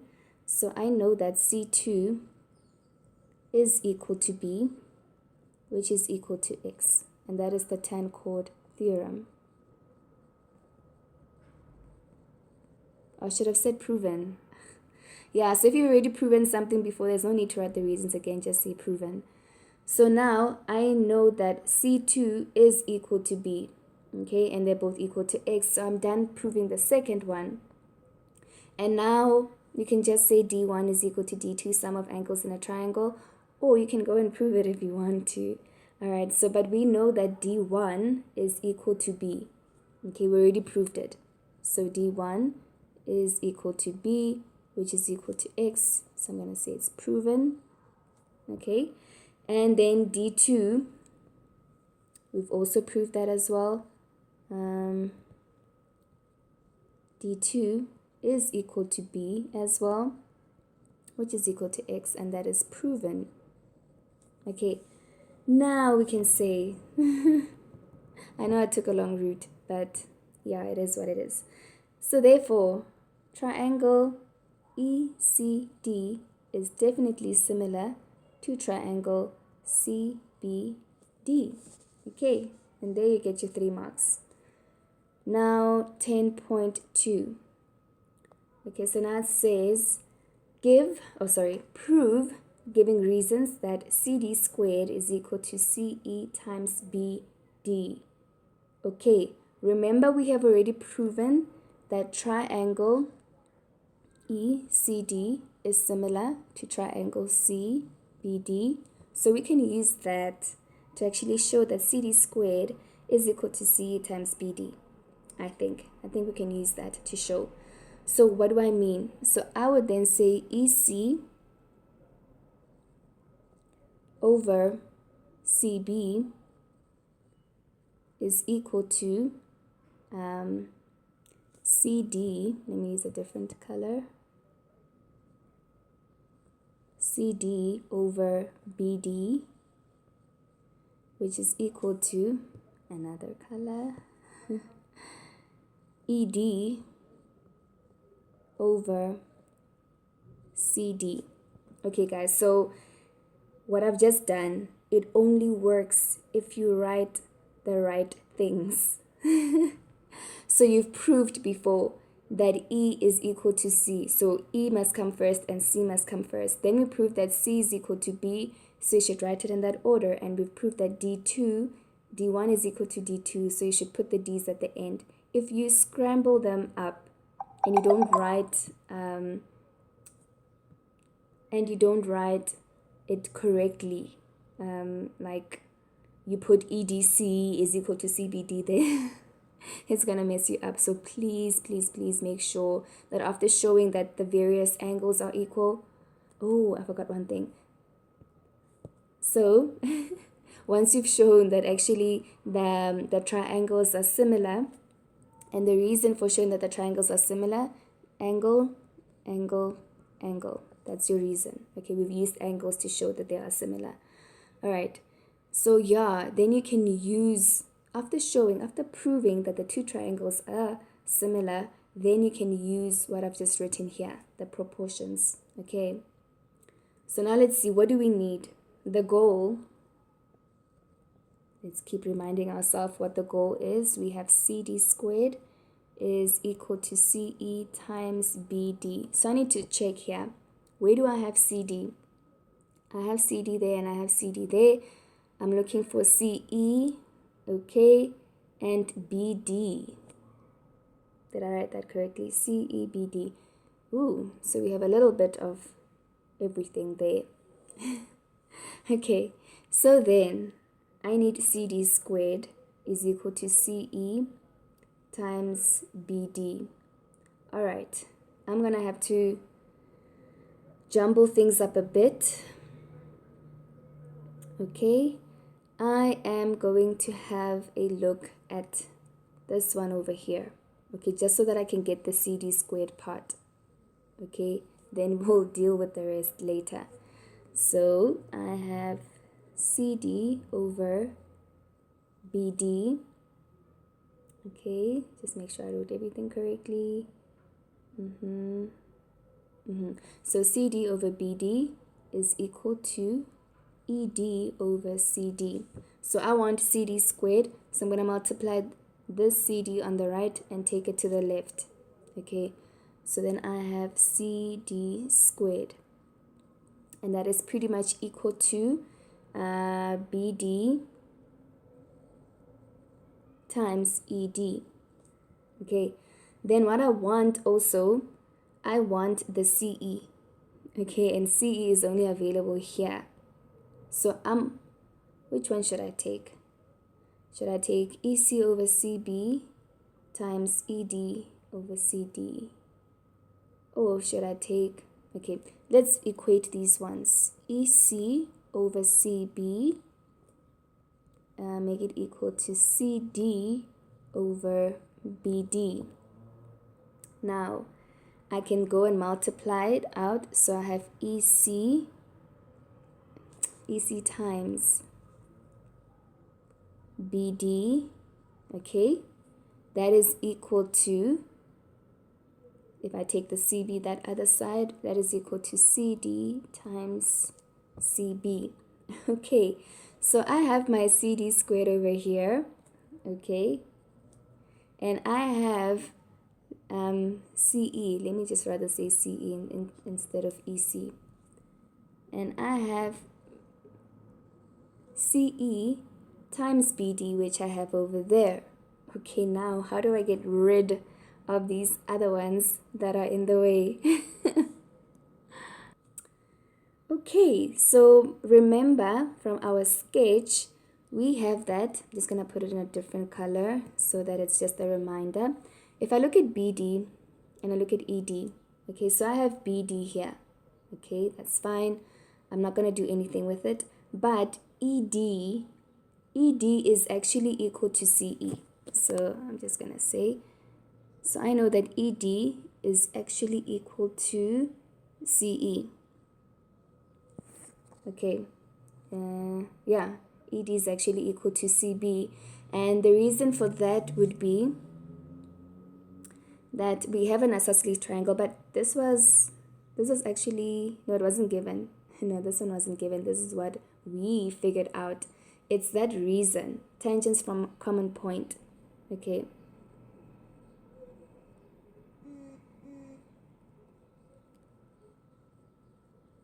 Common point. Okay. Ooh, my handwriting. Sorry, guys. All right. And then on the other hand, we know that CD, okay, we can leave that, but we know that CB is actually equal to CD. Okay, CB is actually equal to CD, and that was given. That they told us. So basically, you can decide which one you want to use, but if you actually see it, you can then conclude that CD squared is actually equal to BD times CE, okay, which is what they want, or CE times BD. That's what you get. But even if you check it out there, we have CE times BD, that is actually equal to CD times CD, which is CD squared. So yeah, I went the long route by showing both sides, but whichever one you did in the question paper, it will work out. Okay, let me just write that again. But basically, yeah, CE times BD is equal to CD squared, and we have given reasons, right? From the beginning, we have given reasons. Yeah. Okay. So that is it for question 10.2.1. 10.2.1. And then we have 10.2.2. So now they're saying, prove giving reasons that CF squared, okay, let me just put it there. The goal is to have CF squared over EF squared equal to BD over DE, and that is 6 marks. So we are gonna labor. Okay, so where is CF? Oh, that one. Actually forgot about if. It's been so quiet and it decides to come through now. Okay, let's change colors. So now we are looking at CF squared. Okay, so this is CF. Okay, and then EF squared. Okay, so this is EF. And then BD. Okay, so BD is that one. I'm just gonna put it in dotted lines just so we know what we're working with here. And then DE. Okay. Oh my goodness. How are we even going to start with this one?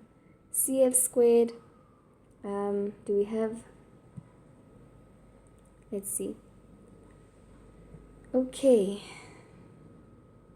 Alright. So if I look at this big triangle, or should I even? No. We want CF, we want EF, we want BD, and we also want DE. Okay, so if I look at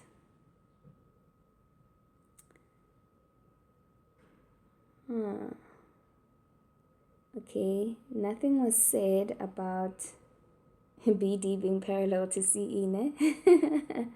No, nothing like that was said. So we can't just... Oh, but wait, guys. E1, maybe BD can be parallel to CE. This is me just thinking. Okay, so if they are parallel, then D3 must be equal to E1. Will it? It can. Remember we said, according to the tan-Court theorem, that D3 is actually equal to C3. Okay. I'm actually doing this question for the first time, so yeah, that's like me being in the exam. So I was just lazy to prepare before. Sorry, that's like a confession. Okay, so D3 is equal to C3. And that is due to the tan chord theorem.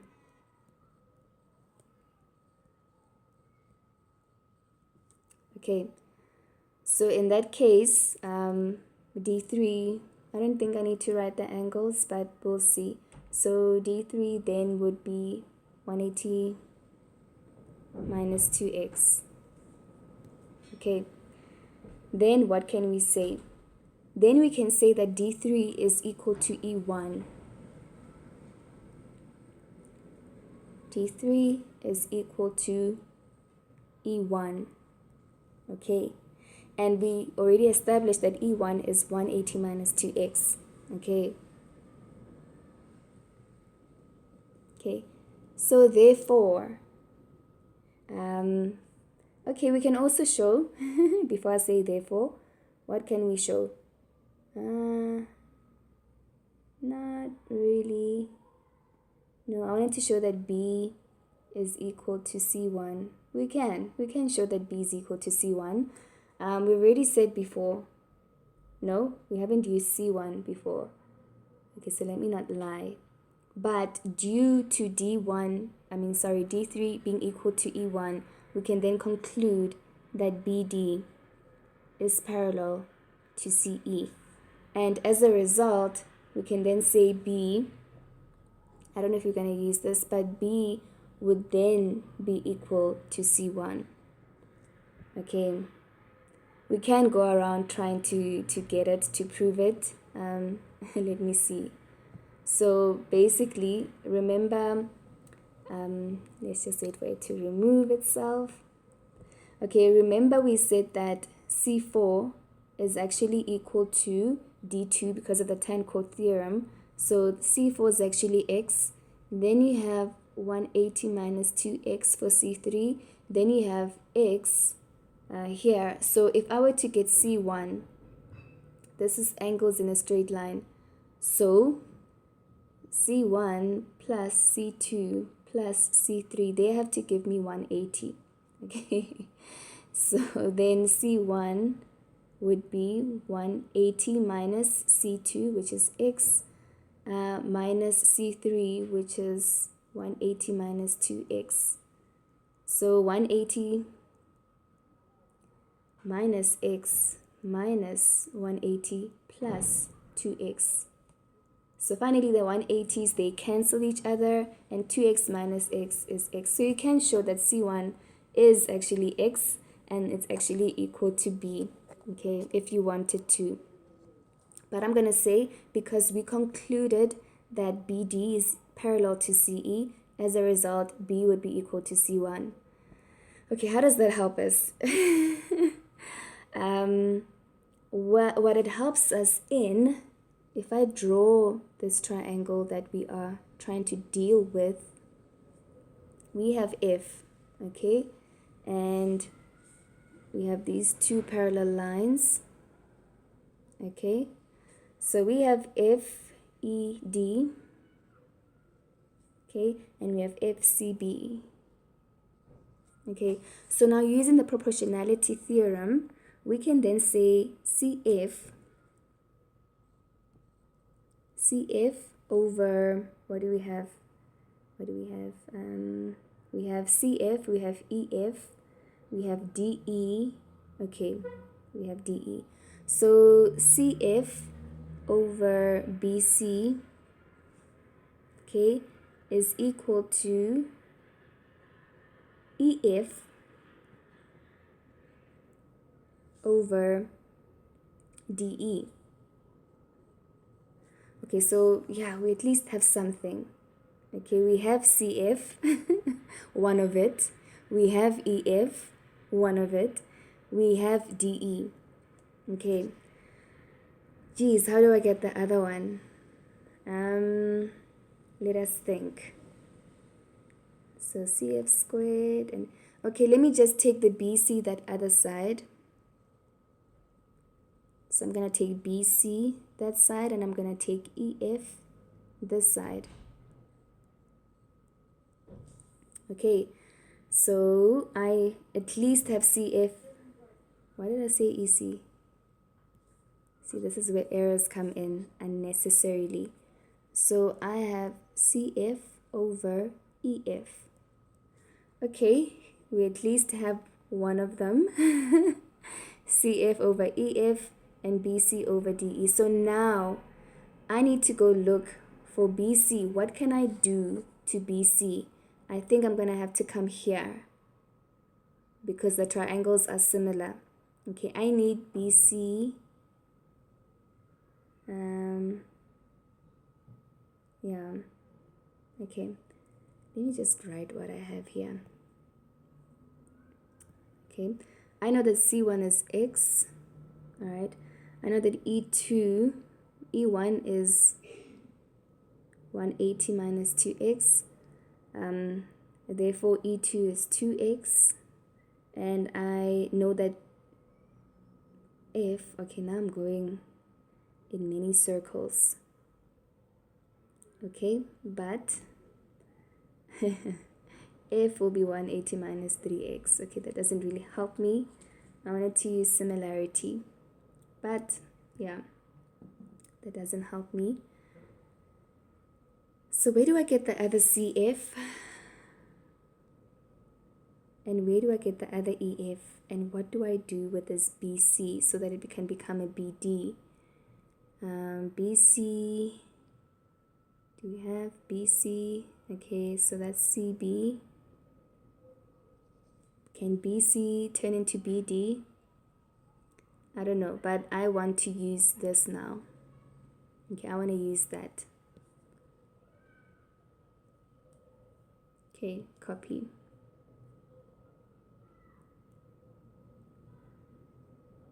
Okay, so let's see. Can we use it anyway? Okay, so this is what we have so far. I want BD in terms of, I want BC in terms of DE somehow. Okay, so if I say BD times EC is equal to CD times BC. Okay, and then I have that BC alone is equal to BD over CD. Okay, so I can substitute this BC over there, but how will that help me? Okay, now let us see. Can I actually, this CD that I have, I know that CD is equal to ED. No. CD is equal to BC. Okay, that was given, but now I have BC squared. Okay, I'm gonna have to think about this. Young Buruvai, this thing. So let's think about it. Okay, guys, I've given it some thought, and while I was thinking and looking at my answers, I forgot to give reasons. Remember at the beginning we said that BD is parallel to CE, and we figured that out by using corresponding angles. Okay, corresponding angles. And then we also, by using this triangle over here and using the proportionality theorem, I should have written that proportionality theorem because EC is parallel to DB.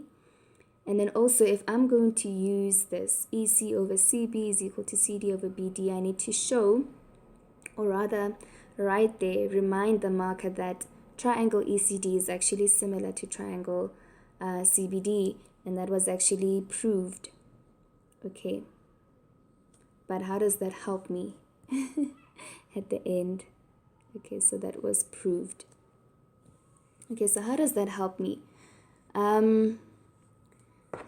Yeah, so here with BC, okay, before I do anything hectic, I think I'm just going to remove this here. Okay, so I have BC, CD is equal to BD times EC. Okay, so remember, if you look at the triangles, so BC here, okay, probably can't see my cursor, but I'll put it in black. Okay, so I'm just going to remind ourselves what BC is equal to. So BC that we see here, it's actually equal in length to CD. Okay, so we can then say CD, or CD is equal to BC. So I can actually write this as BC squared. Okay, it's equal to BD times EC.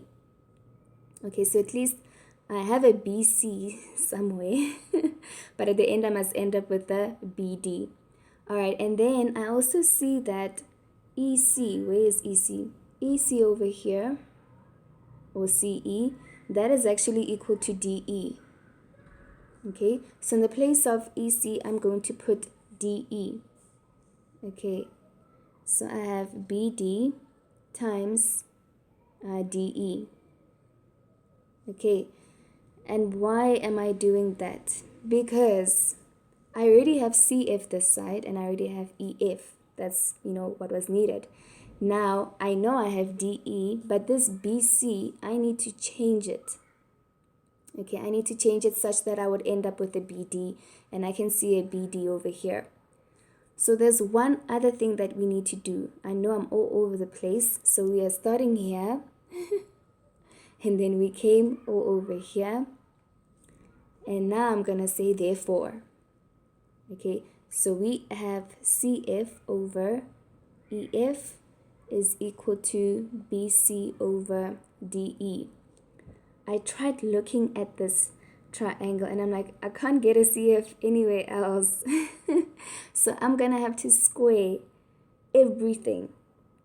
Okay, I will be squaring everything, and then we'll see where would that actually take us.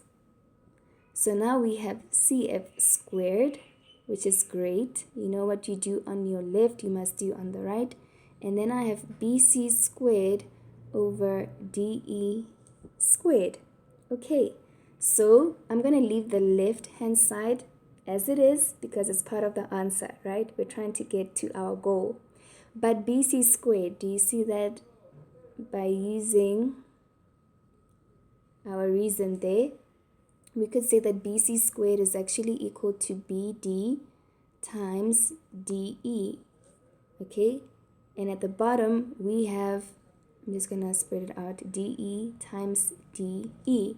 So then we can cancel. Okay, we can cancel the DE's, and then ultimately we are left with CF squared over EF squared is equal to BD over DE, and that is exactly what they wanted. So we are officially done with the paper.